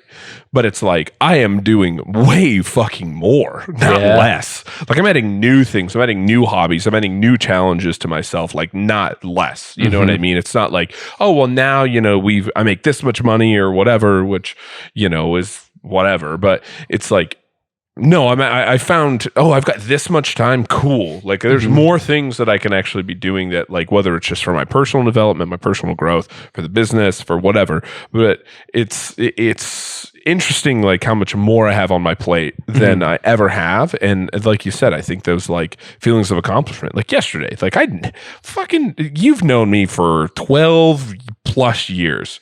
Did you think I would ever run a half marathon in your life? I would have put money on no. Yeah, dude, same. You know what I mean? But it's like maybe walked it. Right. And like a half marathon, like who cares, Yeah. But it's one of those where like it's a totally new challenge, it's a totally new thing that I have like thrown in to fill into my time. But again, it is like I feel accomplishment when I do that. I feel accomplishment by adding more and being able to do more than I do feel like taking things away. Like I don't know, I get antsy. It's weird. Yeah. And like you said, I think there's like satisfaction in that I think drives all of us. But I think there's also this, like you were saying, like this like never ending desire, because there is more, and there's more that not just you can do for yourself, but like you're saying, like more you can do for others. And you can pass on this and you can grow the gift that we have into more and more people, into more careers, into whatever. whatever. So yes. And some of what Kevin was talking about is like just being really hyper self-aware. You know, just doing the shit that you don't want to fucking do. But at the same time, like also being aware of like where you're at, what needs to be done. And, you know, you touched on anxiety. Anxiety is just, I think, a byproduct of not doing the shit you know you're supposed to do. Yeah, or, right. or you know what I mean? Or being ill-prepared. Being unprepared, or when you know you had the time to be prepared. And, you know, hell, we all procrastinate, right? So, so I think, you know, a lot of that anxiety stems from that, is just not handling the shit you know you need to handle. Yeah. And two, like, kind of like what you touched base on, man, like light bulb kind of went off for me. It's just the game teaches you a lot. Like, yes, you're leveling up, and yes, you're doing these things and hard things, and you're doing more, but you would have never learned that without, quote unquote, the game.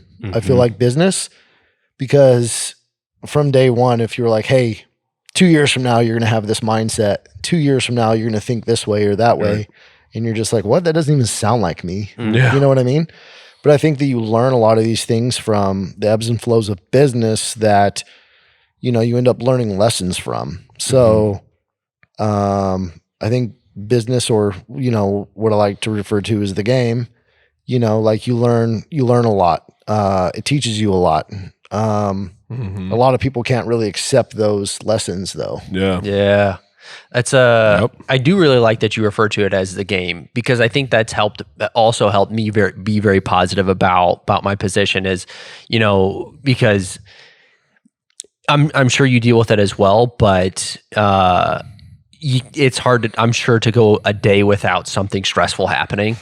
Always. And what are you talking about? Business or personal, you know? I mean, yes. I didn't give you anything stressful yesterday, I don't think.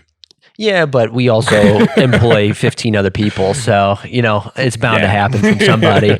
But yeah, I feel like my days are just kind of, they get to the point where it's just like, you know, like it used to be some days, you know, something good happens and some days something bad happens. It's like every day something, like there's multiple good things that happen and multiple bad things that happen. Hopefully it's more good than bad.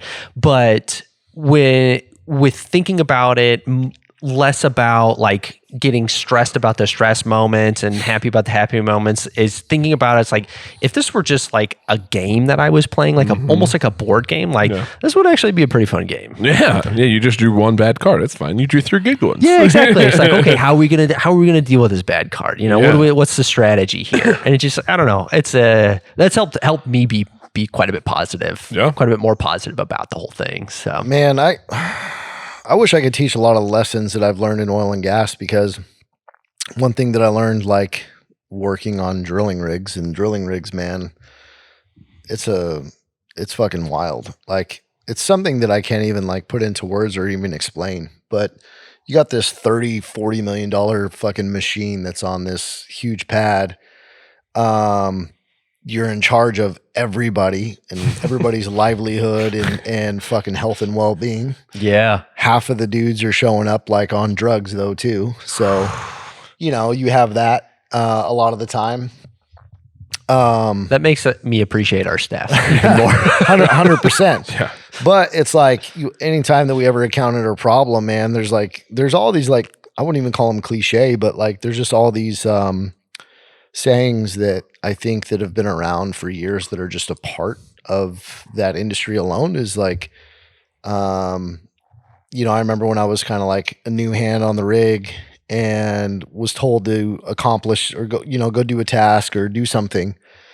And, you know, it might be a big task, whatever task it is, and you just don't know. And you're like, well, you know, I went down and looked at it or whatever, and I can't figure it out. And it's like, what the fuck? What do you mean you can't? There's like, there's the word can't doesn't exist in the oil field. Is it? And that was one important lesson that I learned, is that, like, you know, I think there's just a will, there's a way. I mean, there's a solution to everything. Yeah.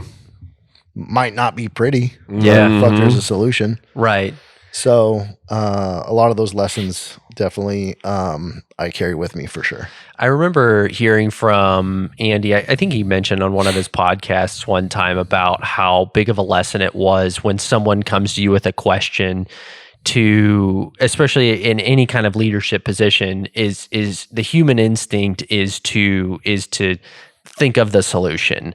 But if you can change that instinct to be what do you think?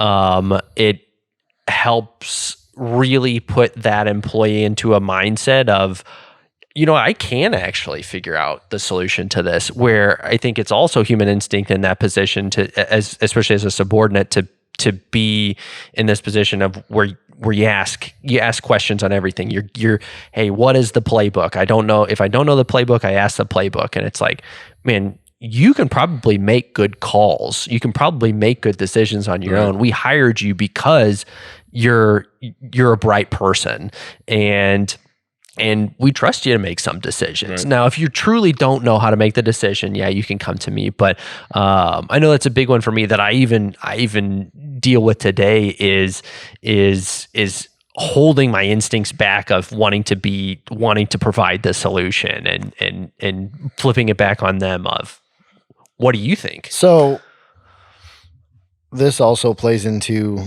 a lesson that I learned in oil and gas as well, is like, I remember being a rig hand, whatever position I was underneath the driller. So typically there's a 5-man crew. You got 2 floor hands, a motor hand, a derrick hand, and a driller. 2 floor hands, their main job is to scrub. If you don't have a scrub brush in your hand, you might as well just go home. Motors, your sole job is to make sure that all running, motors, everything from Detroits to Cats, whatever it may be, like, shit's running the way it should be, not overheating in the middle of summer. Cause like you have a generator that goes down, you lose power. Now you don't have power to pick up the drill stem off the bottom of the hole, which potentially could get you stuck, which leads to a lot of other problems. So it's like, that's an important job. And then derricks, where you pretty much manage like the mud pumps and drilling fluid chemicals, building new mud. When I say mud, it's drilling fluid. And then you have the driller who manages all that, but obviously keeps eyes mainly just on the floor, the rig floor, just, kind of supervising drilling operations. But man, I was taught at early time is like, anytime that you run into a problem and you take it to your driller or whoever, like, don't come, to me with a problem without some sort of solution or idea, or at least like think of ideas on how you can fix the solution. And this is something that I actually implement in my team. It's because, like, listen, for example, most recently, it's a simple one. It's like, hey man, the music keeps cutting out. Okay, well, why does the music keep cutting out? Well, I don't know. Well, why does the music keep coming on in the gym? And like, have you checked? Yeah. Like, have you done any, like, I don't know, troubleshooting? Yeah. You Google it yet? Well, it ended up just being on the wrong, like, Wi-Fi, so like just bad connectivity. Was, I think it was actually connected to Harbor Freight, which is right next door to us, is Wi-Fi, which, is a long distance in itself, but a very easy fix. Yeah. And it's like, you came to me with a problem you didn't even try to solve. Right. So I think that's a big lesson and like thing that we try to implement early on, especially when we bring on new people, is like, hey, cool. If you run into a problem, awesome. Like, do all the troubleshooting that you can possibly do. And, or think of maybe some potential solutions, A, B, and C or whatever. And if you still can't figure it out, and because there's always more than one way to skin a cat, right? So that who gives a fuck how you get there as long as you have the same outcome, right? Right. So if you don't understand how to like get the outcome that you want, then bring it to me. But like, don't come to me with a problem without some sort of solution or idea. I don't even care if it's a bad idea. Yeah. Like, at least get in the habit Put some fucking effort into just like right. into the problem. It's so funny to me that like it at work, people think that way, but at home, like if their music was skipping out, I feel like they wouldn't even skip a beat to try and figure out. Yeah, absolutely. But if they're at home, like if their music was cutting out, they wouldn't even skip a beat when it comes to you can pour me a little. When it comes to like, why is my music skipping out? Because like, I don't know, I guess like I remember when I first moved away to go to college. Thank you, sir.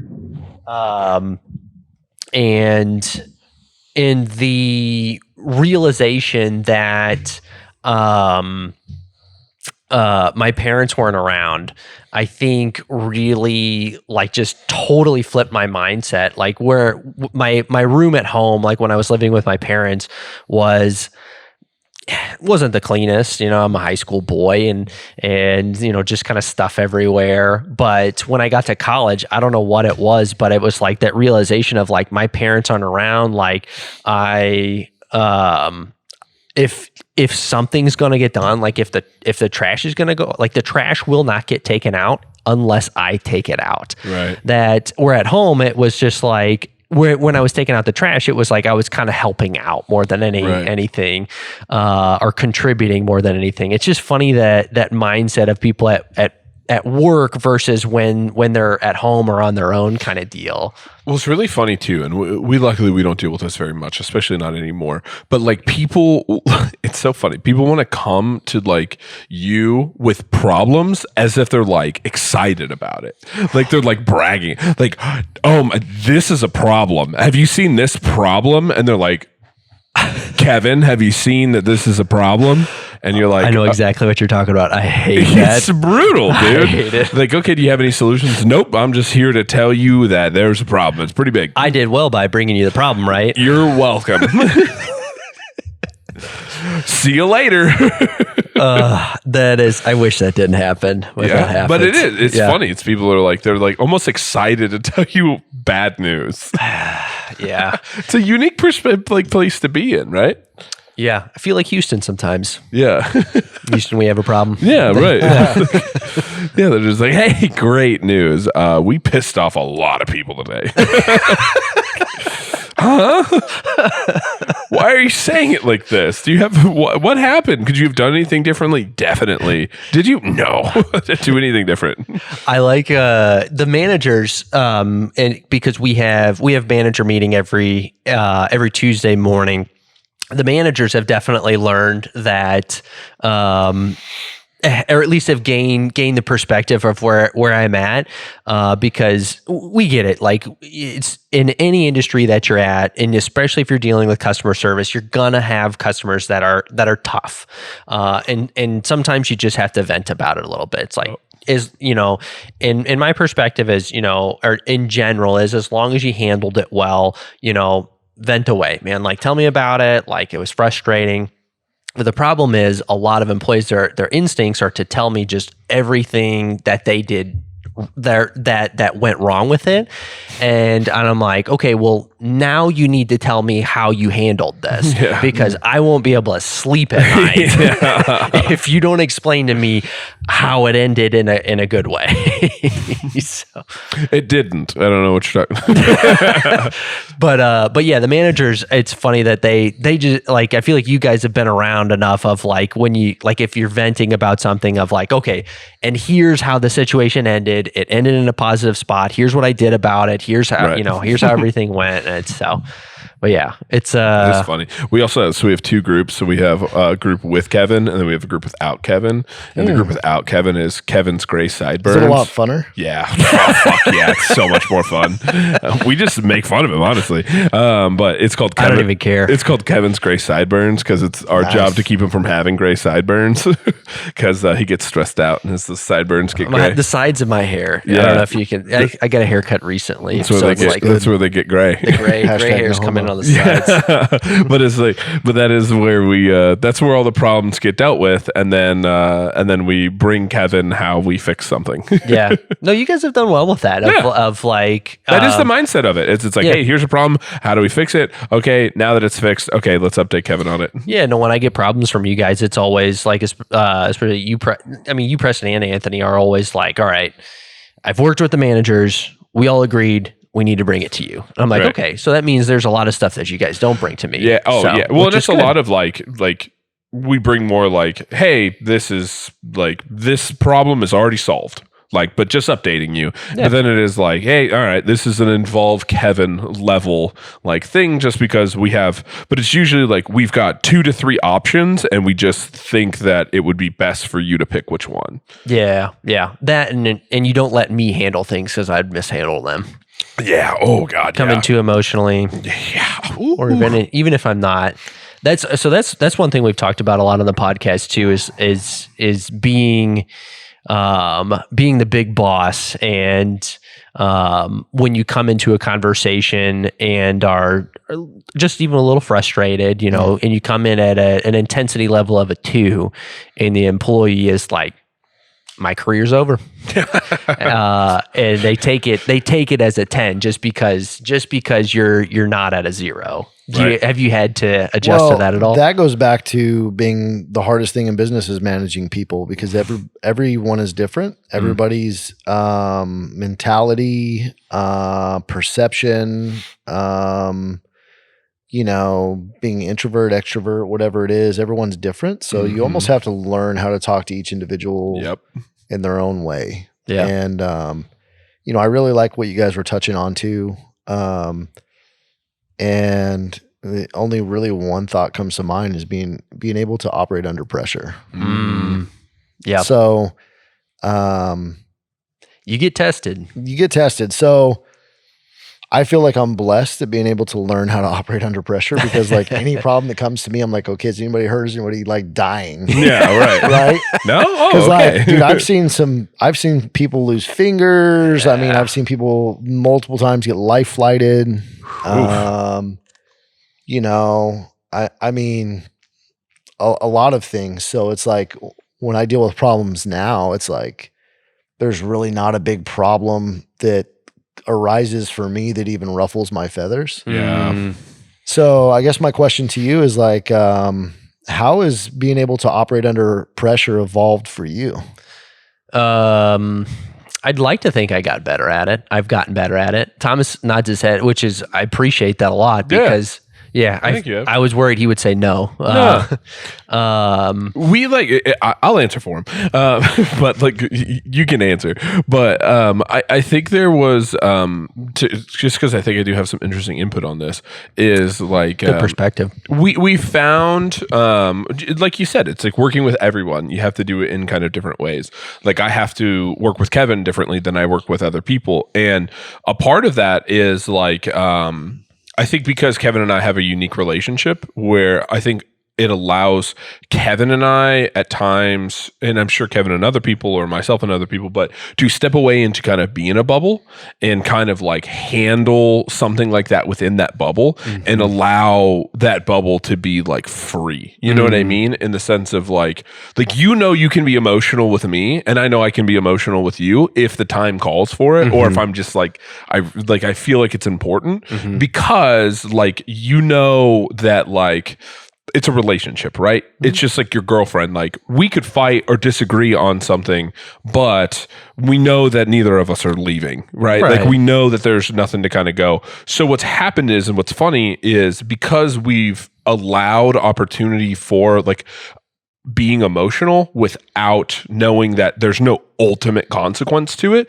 Like you can be pissed at me when I tell you we need to change something, right? And I can be pissed at you or whatever, but at the end of the day, we know that it's like, well, we're stuck with each other, so like we're gonna have to figure this out. What's happened is that is actually allowed over time for the emotional side of it to almost go completely non-existent, right? Like it's slowly tempered its way down into being We built like trust, right? Like there's like, okay, there's no reason for it. Like it's like neither of us are going anywhere. We can disagree, but we'll always come to something that works. Yeah. And that's a relationship that gets built over time. That's for sure.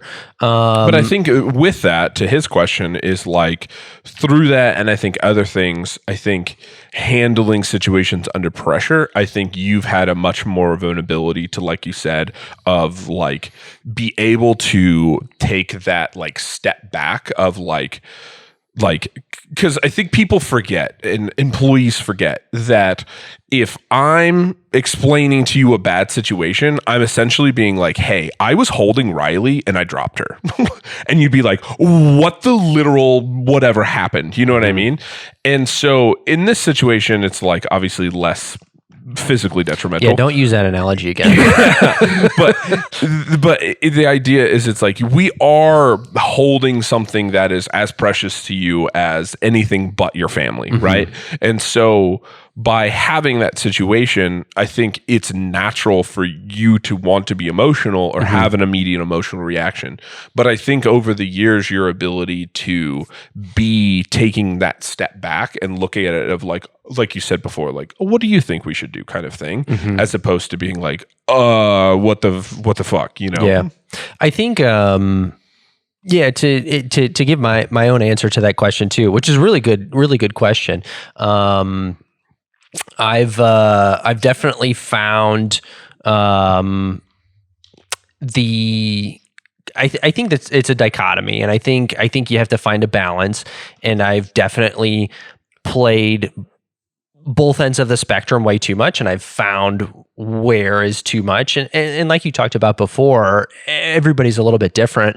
I think early on in our first 2 years, we had our two original partners, Chad and Vincent, who also worked at Supplement Superstores with Thomas and I, that were around, still great friends with them. Get to see them and soon at his bachelor party, actually. But because we were going into business and had committed so much, I felt like there was a level of being able to be emotional with them and speak my mind with them that I was doing a disservice if I didn't tell them how I felt, and things for me personally I got too emotional. Learned that lesson. That was a hard lesson to learn. And legitimately, as far as everything goes, that was probably the hardest aspect of business getting started, was realizing that even though you've moved states and committed your entire life to something and dedicated everything you've ever worked for to one particular thing, there are two other people that if they outvote you, things go a different way, but they've also committed just as much. So, learning to stay cooler under serious situations with them was definitely a big part. But at the same time, when we started hiring employees, I think I stayed almost a little bit too cool under pressure, in the sense of if things were going wrong, I wasn't treating them seriously enough because I was worried about getting too emotional. And I wish I would have found, and you learn as you go. It's a nuance. Yeah, and it helped me find that balance of hey, when things aren't going right, like, man, you need to step in and do something. Well, I mean, I think there's a flip side of that too, is because like when people bring you problems, if you're like freaking out or getting emotional over them, I think that they look at you like, man, like this guy doesn't even know what to do. Yeah. And like, so I think that operating, under pressure and being cool about it, like, man, I thought this was the biggest, somebody comes to you, I thought this is the biggest problem ever.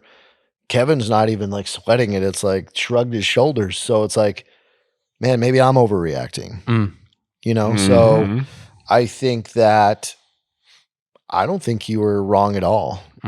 Honestly, that's my personal opinion. I think that, being able to hold your composure, and especially when there is a stressful, situation or something going on, right, where you can hold your composure, and like that just teaches other people as well to like, man, just breathe and like, right, fuck, man, like sun's still gonna rise tomorrow. Amen. Yeah.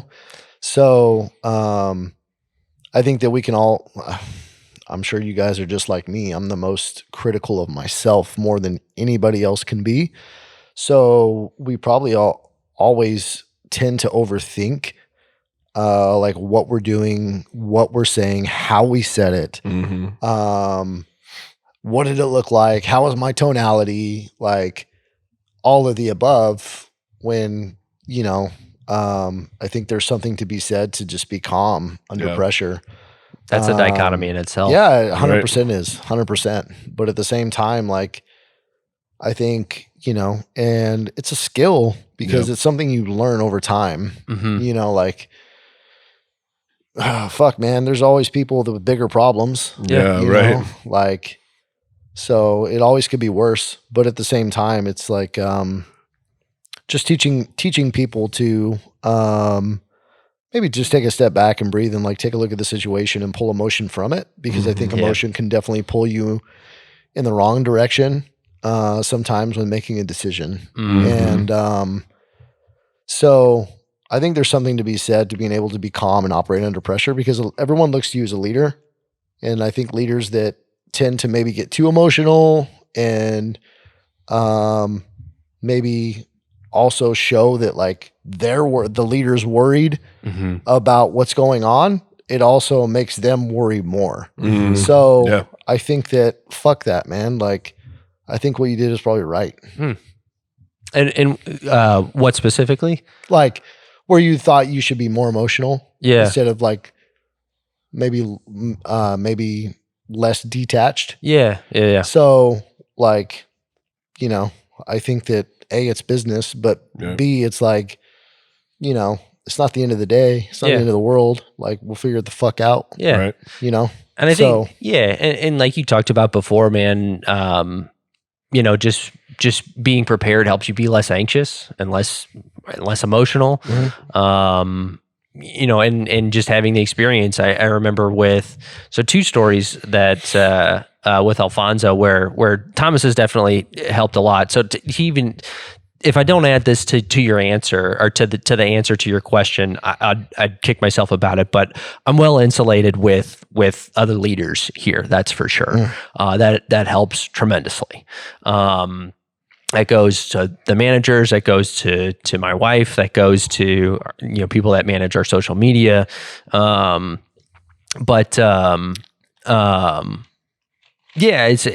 goes back to having the experience or just being prepared, or just knowing that no matter what you're dealt, like you'll wake up tomorrow. Like I remember Alfonso during a situation where we were going to run out of a product at the most unopportune time.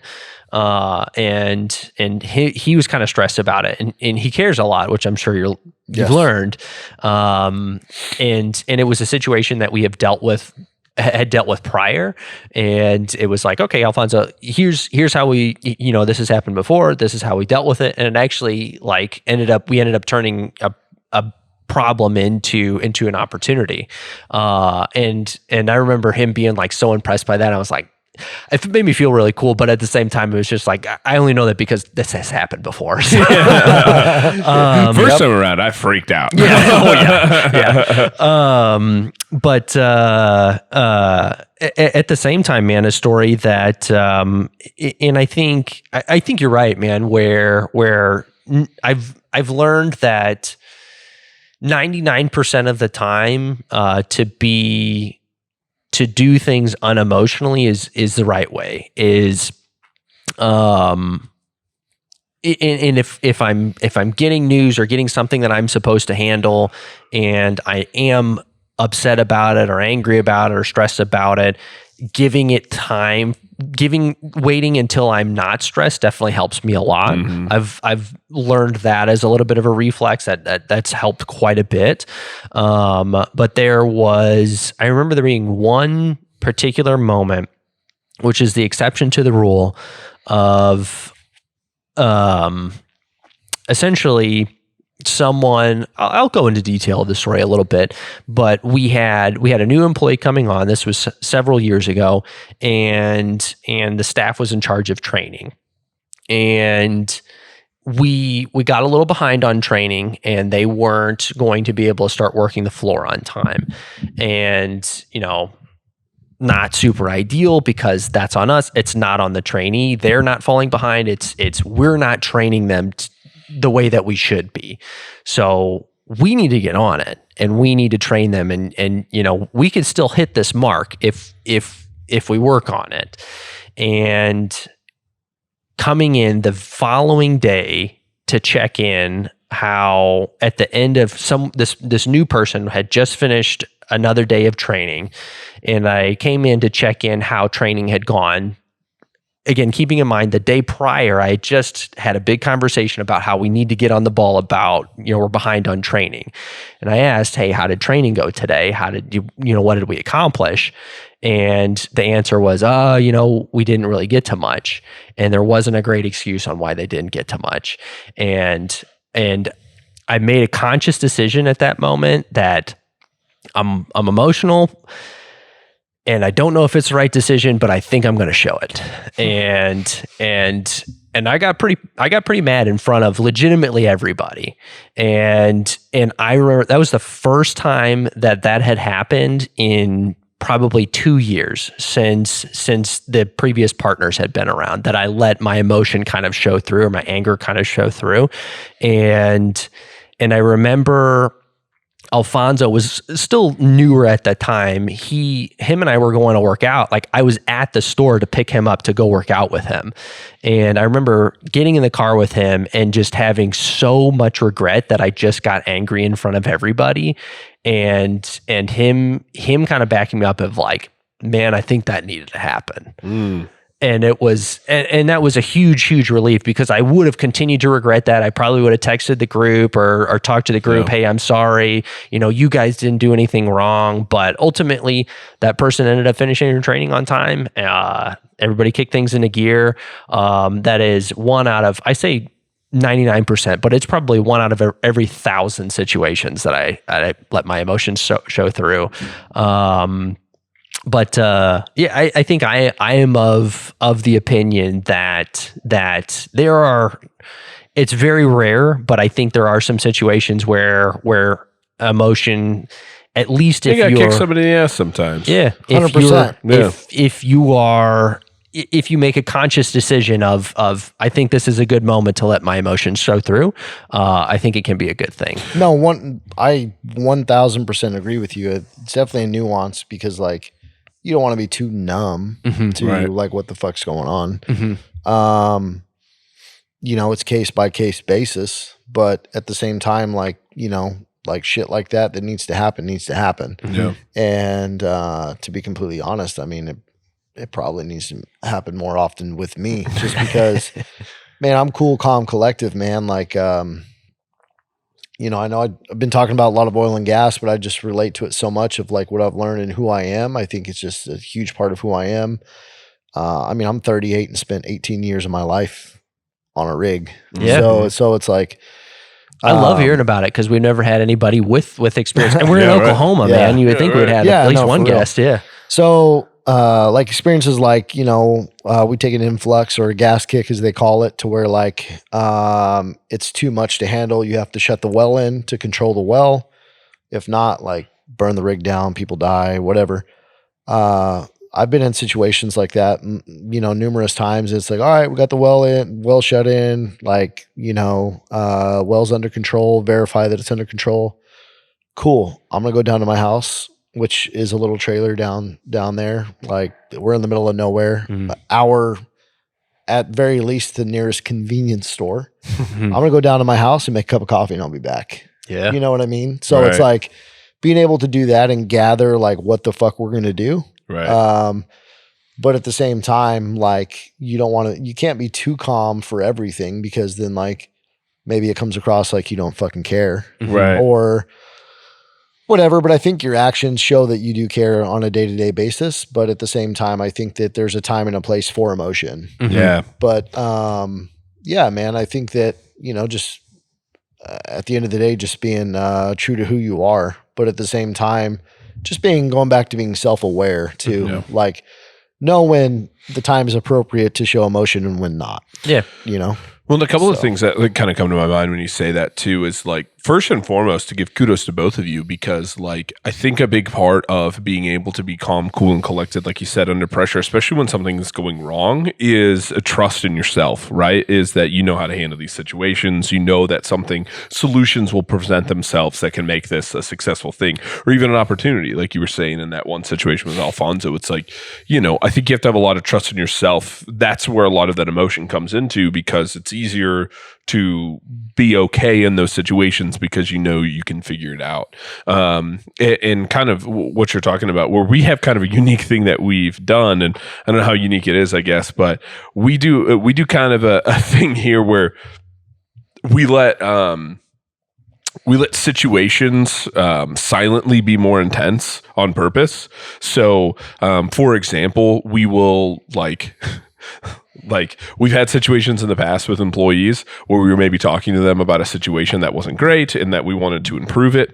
And we were very emotional and we wanted to yell and we wanted to make it kind of a more intense thing. And it's like, okay, well, we can do that and we can yell, or we can have Kevin sit in the corner and not say a word the whole time.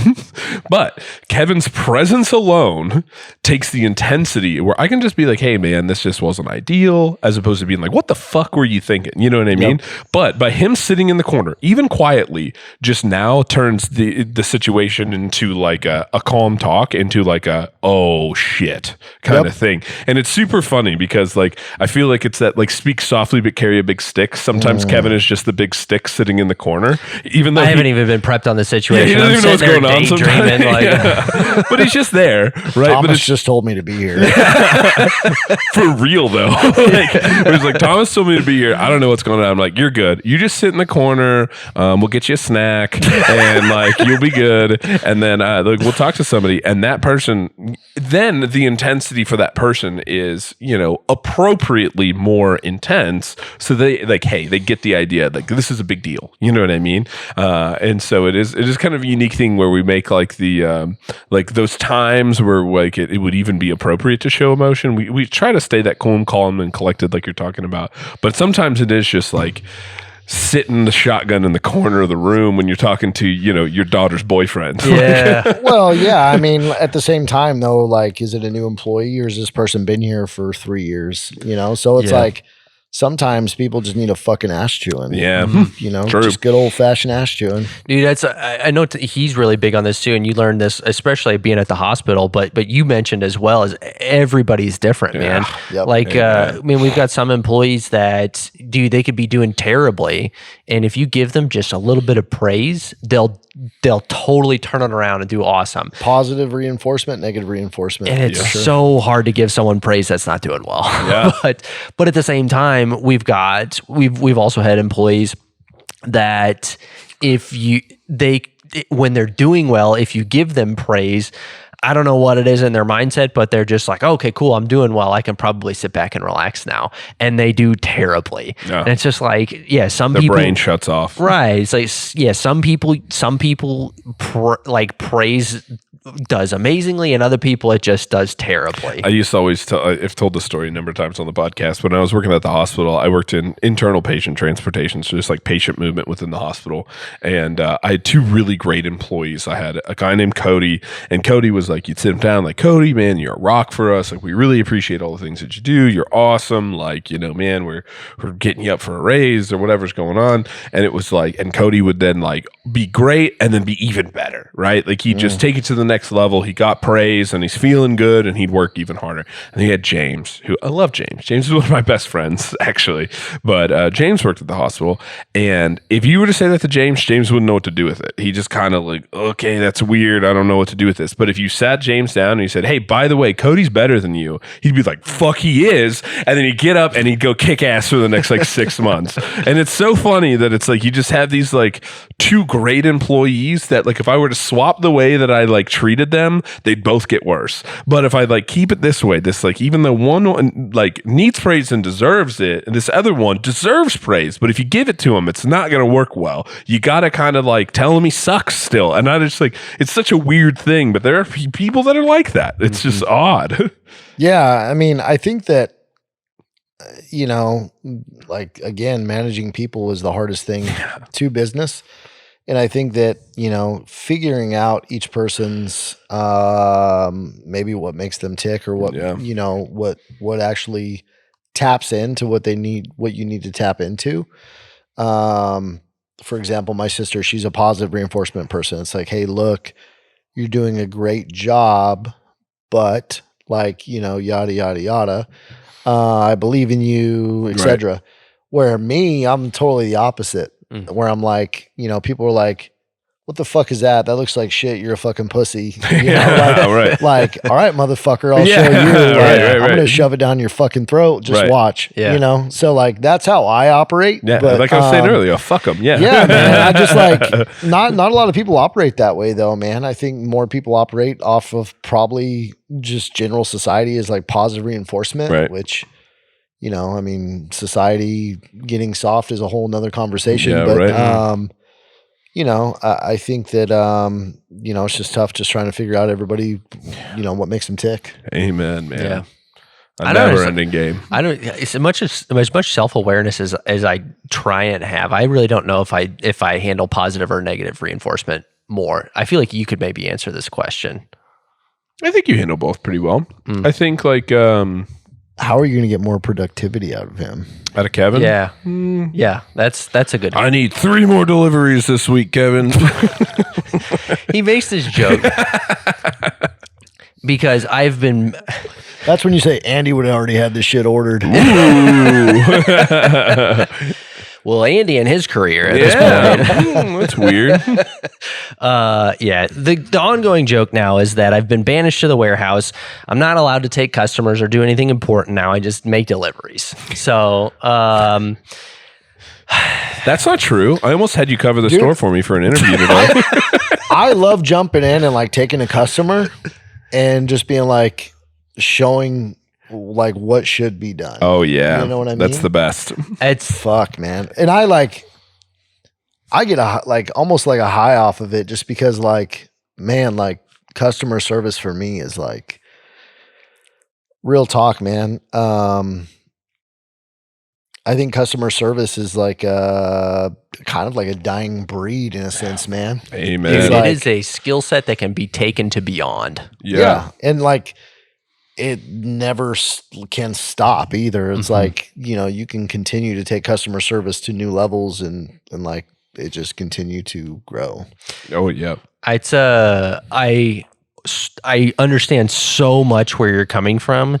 For me, in our stores, it is so dependent on the person that comes in that if you come in and you're like, hey, I'm looking for a protein. It's like, dude, I've done this 1,000 times. I will know how to recommend a protein till the day that I die.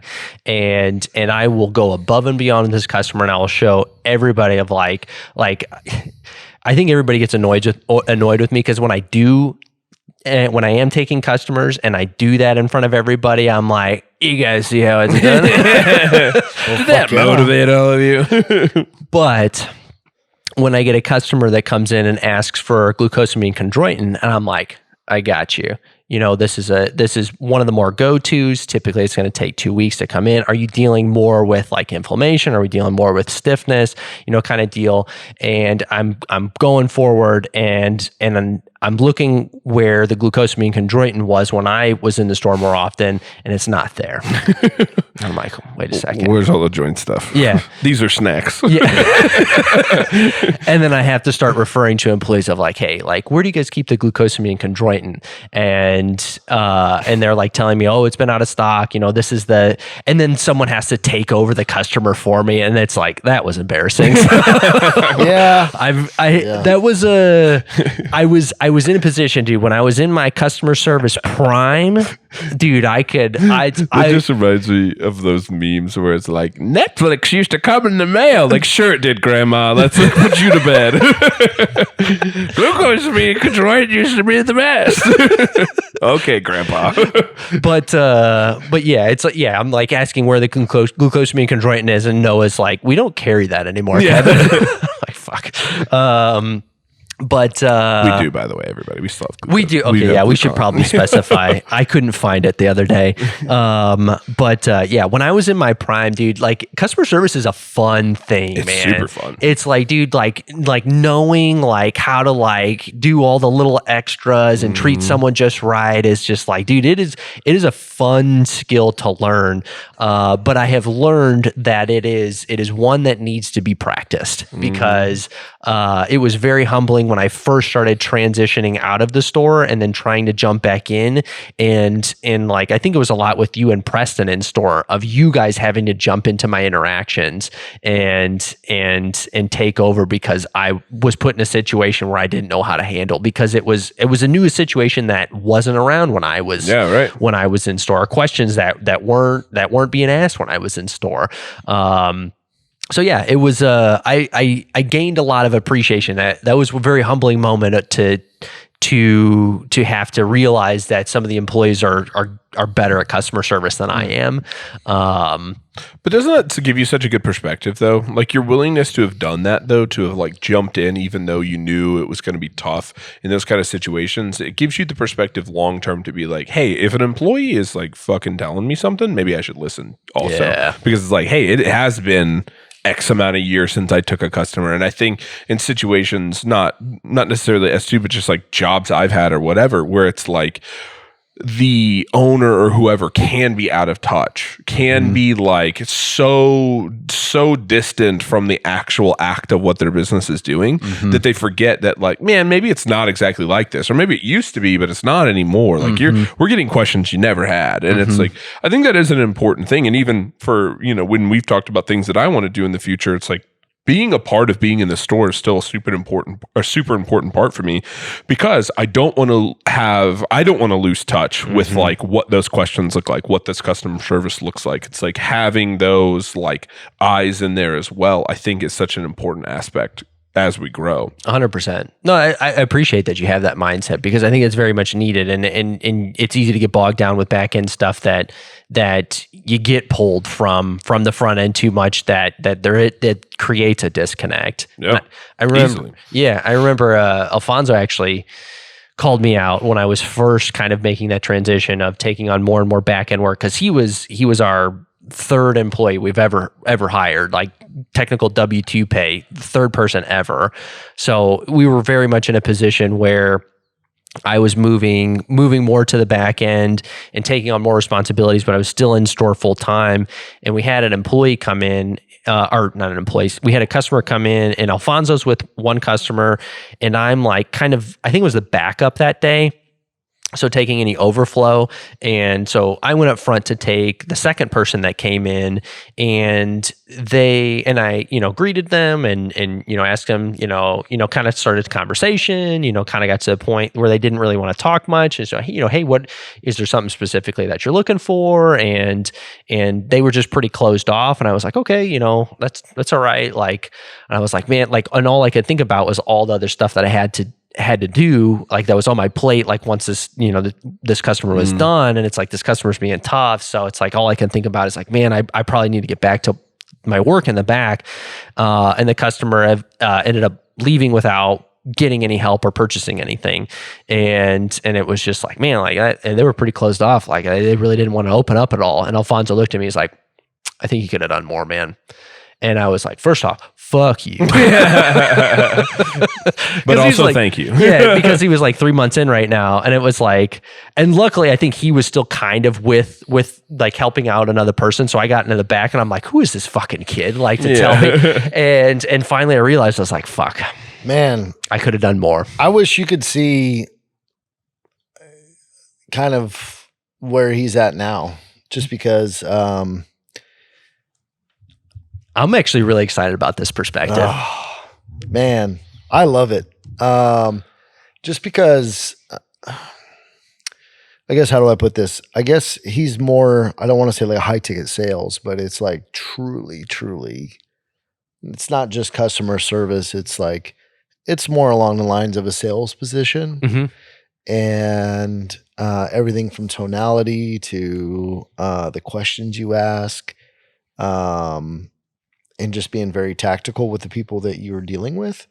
is a totally different level. Because I mean, he's grown so much even in the short time that he's been here. He's been very frustrated though.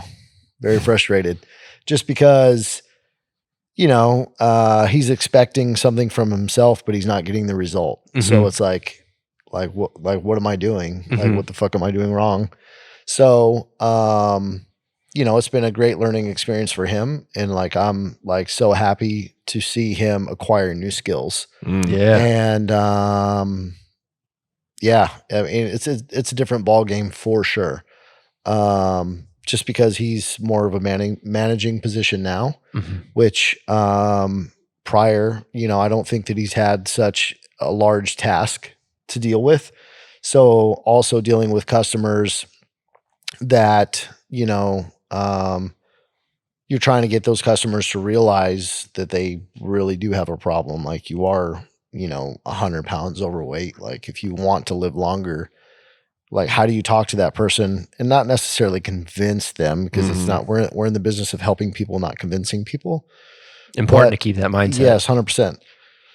So, yeah, man, it's just controlling the conversation and just like so many like new skills and new things that he's never had and never dealt with. Like you can just tell, man, like he just wanted to put his fist through the wall. And I would just like, it makes me smile. Yeah. Like real talk. Yeah. Like, It humbled them a little bit. Huh? Yes, 100%. Good. Abso-fucking-lutely. And definitely, man, like momentum and traction has definitely been picking up as of the last few weeks with him and what he's doing.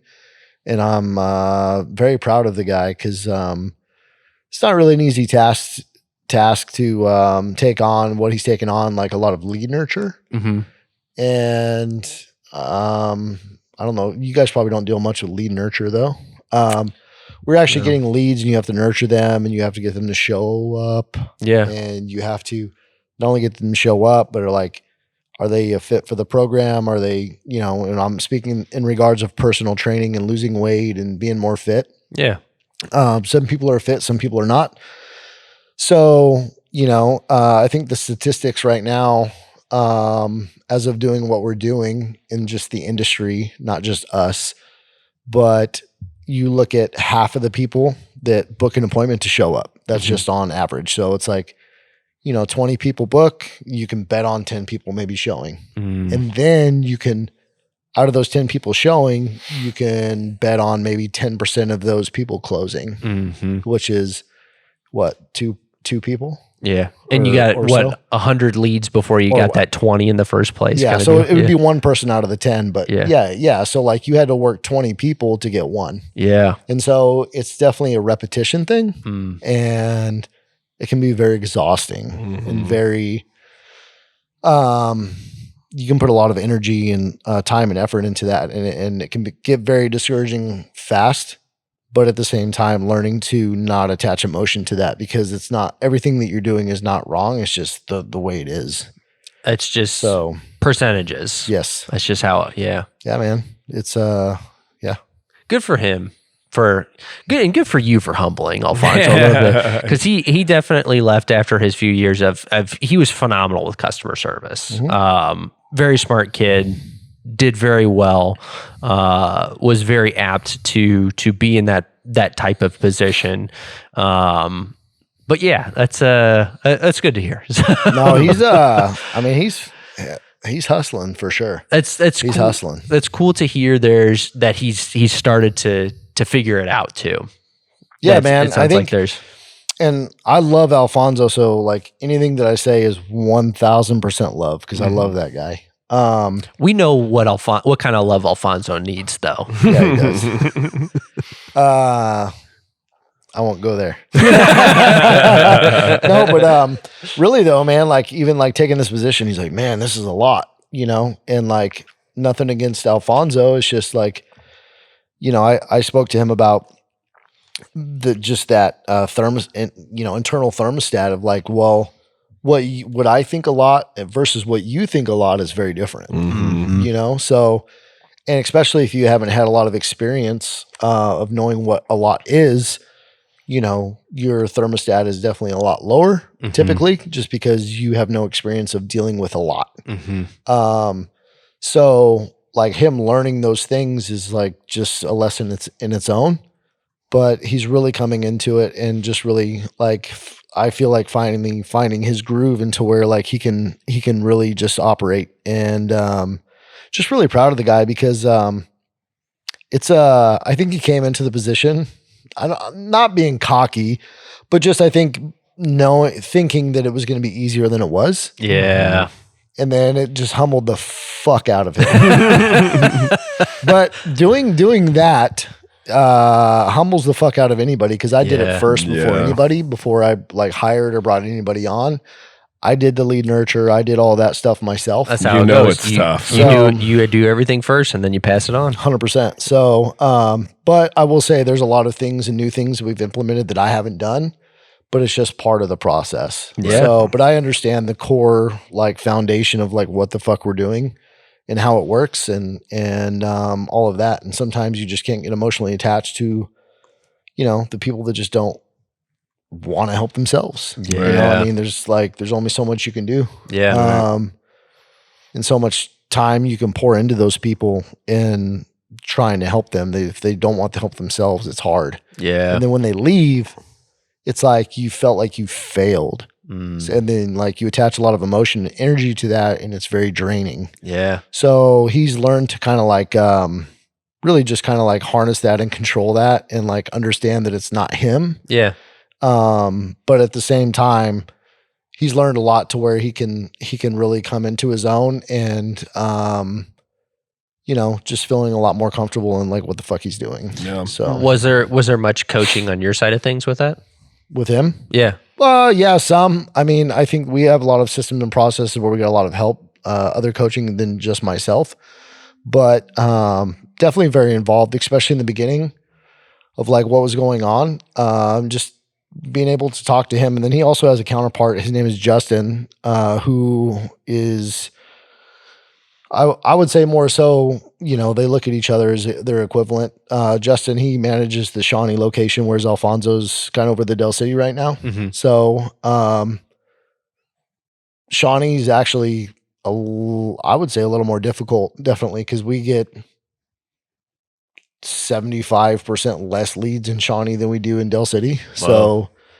So there's a lot more repetition that Alfonso has to be able to get better. Because we all know the more reps that you put into something, the better you're going to get. And that's something that I've had to pour into him and let him know, like, listen, like, I understand you're not getting the result that you expect, but at the same time, the more that you do this, the better you're going to get. And so just have patience.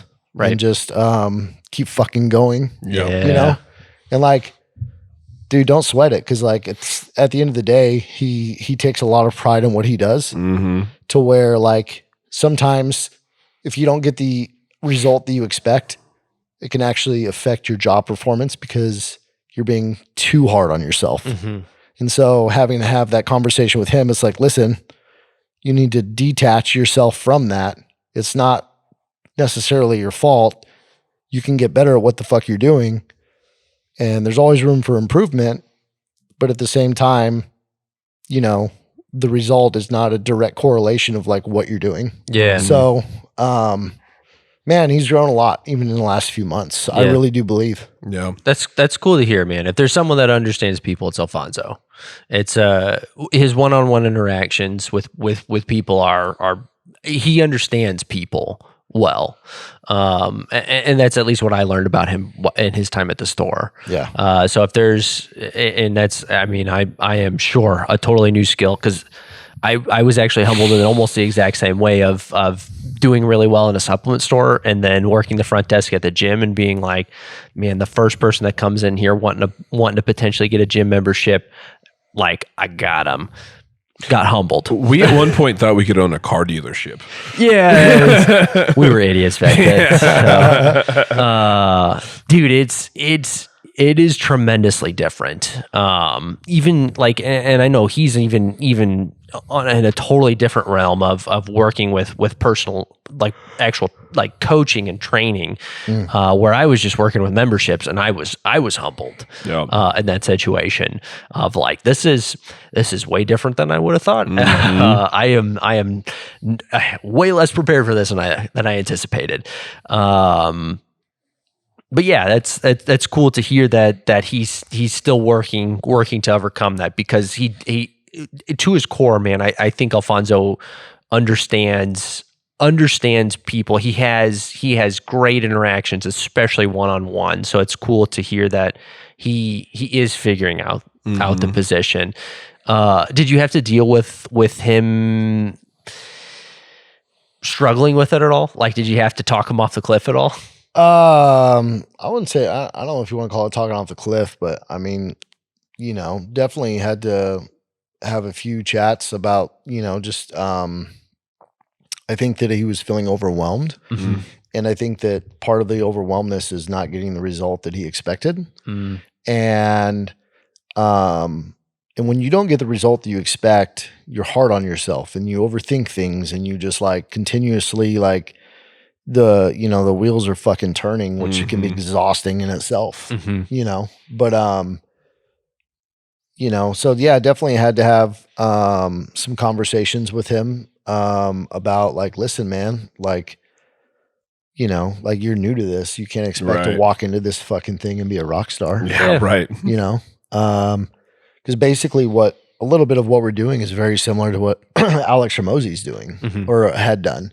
So learning a lot of those things and a lot of those, fundamentals and foundation of that is like, it's a lot of work and it's a lot of repetition, man. Like, I think even, I think it was Hermosi himself that said that, like, or maybe it was Andy, one of the two, but like, to actually learn like a skill like that takes up to like 2 to 3 years. Yeah. Which is like crazy. What's the like, 10,000 hour rule? Something of that sort. Yeah. So it's like, when you look at that, something of that perspective, and it's like, we all have confidence in ourselves and think that we can like do these things, but it takes time to acquire the skill and put the reps in and to learn those things. And,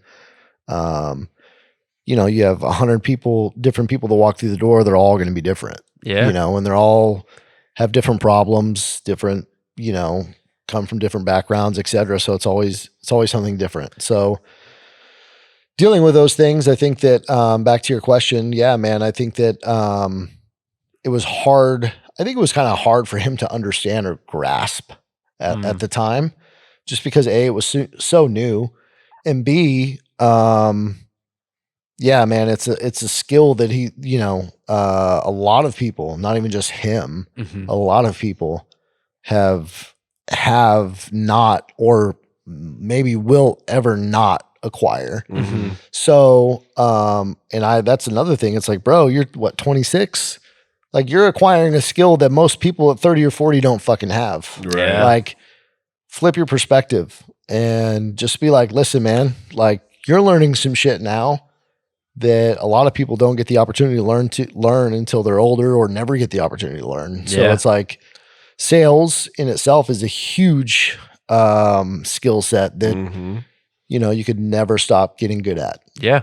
And like I said, man, and being totally different. It's, supplements is very, very short term, very, person in, person out, person in, person out kind of deal. And, where I got very good at that. I've never had any experience with long-term sales like he's doing, where he's gaining that knowledge now.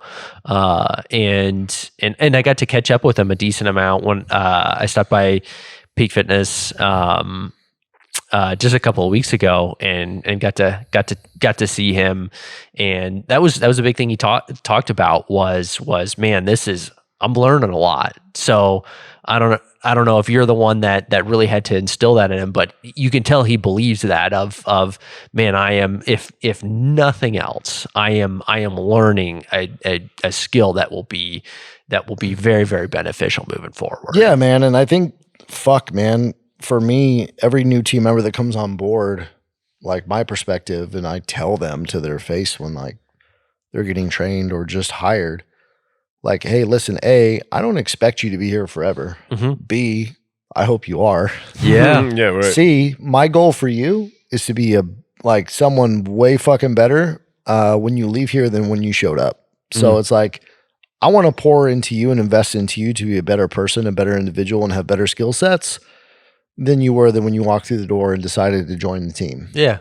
So, you know, if we accomplish that goal and you leave here 6 months, a year, 5 years from now, like, goal well accomplished. Yeah. You know, so it's like, yeah, man, just helping people get better in all aspects, man, fitness or sales or whatever the fuck it may be. Right. I like that mindset a lot too of because you pour into the staff with and help them learn new skills and accomplish new things, and it's when someone decides they want to leave, that's a tough thing. It is a tough thing. So going into it, not expecting them to be there forever, definitely kind of, at least that's something that I know I could be better at, of going in with that initial mindset of, I don't expect you to be here forever, but I hope that you are. I think is a great balance of like, man, I'm gonna work with you like and hope that you're here forever.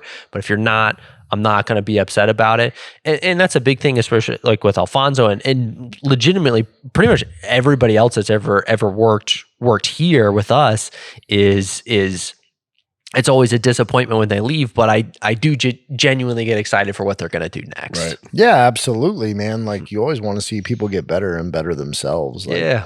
never would I ever in a million years want to hold somebody back from doing something that they want to do, but maybe there's something that they're better at or they have a calling for. Right. You know, I mean, that's not always the case, but I mean, I hope that it is, you know, and I hope fucking everybody succeeds. Yeah. You know? Yeah. And I think that success in general, everybody's vision or definition of success is different. So in their mind, if they're, you know, if that's what they deem successful, I'm happy for them. Yeah. You know, so it's like, we'll wish nothing but the best for them. Right. 1000%. Yeah. Throw the ball to home plate as hard as you can. Right. That's You it. know? Right. That's it. And I think Might get him, might not. But we're going to give it 100%. Yeah. Yep. I think setting that, you know, just kind of like setting the tempo or setting the foundation up front, that's something that I found. I mean, I'd say more times than not, it's worked for us, just like letting them know that, like, hey, like, we love having you a part of the team. Welcome aboard. This is like, A, this is what we expect from you, but B, this is what you should expect from us. And like, this is what we're going to do for you.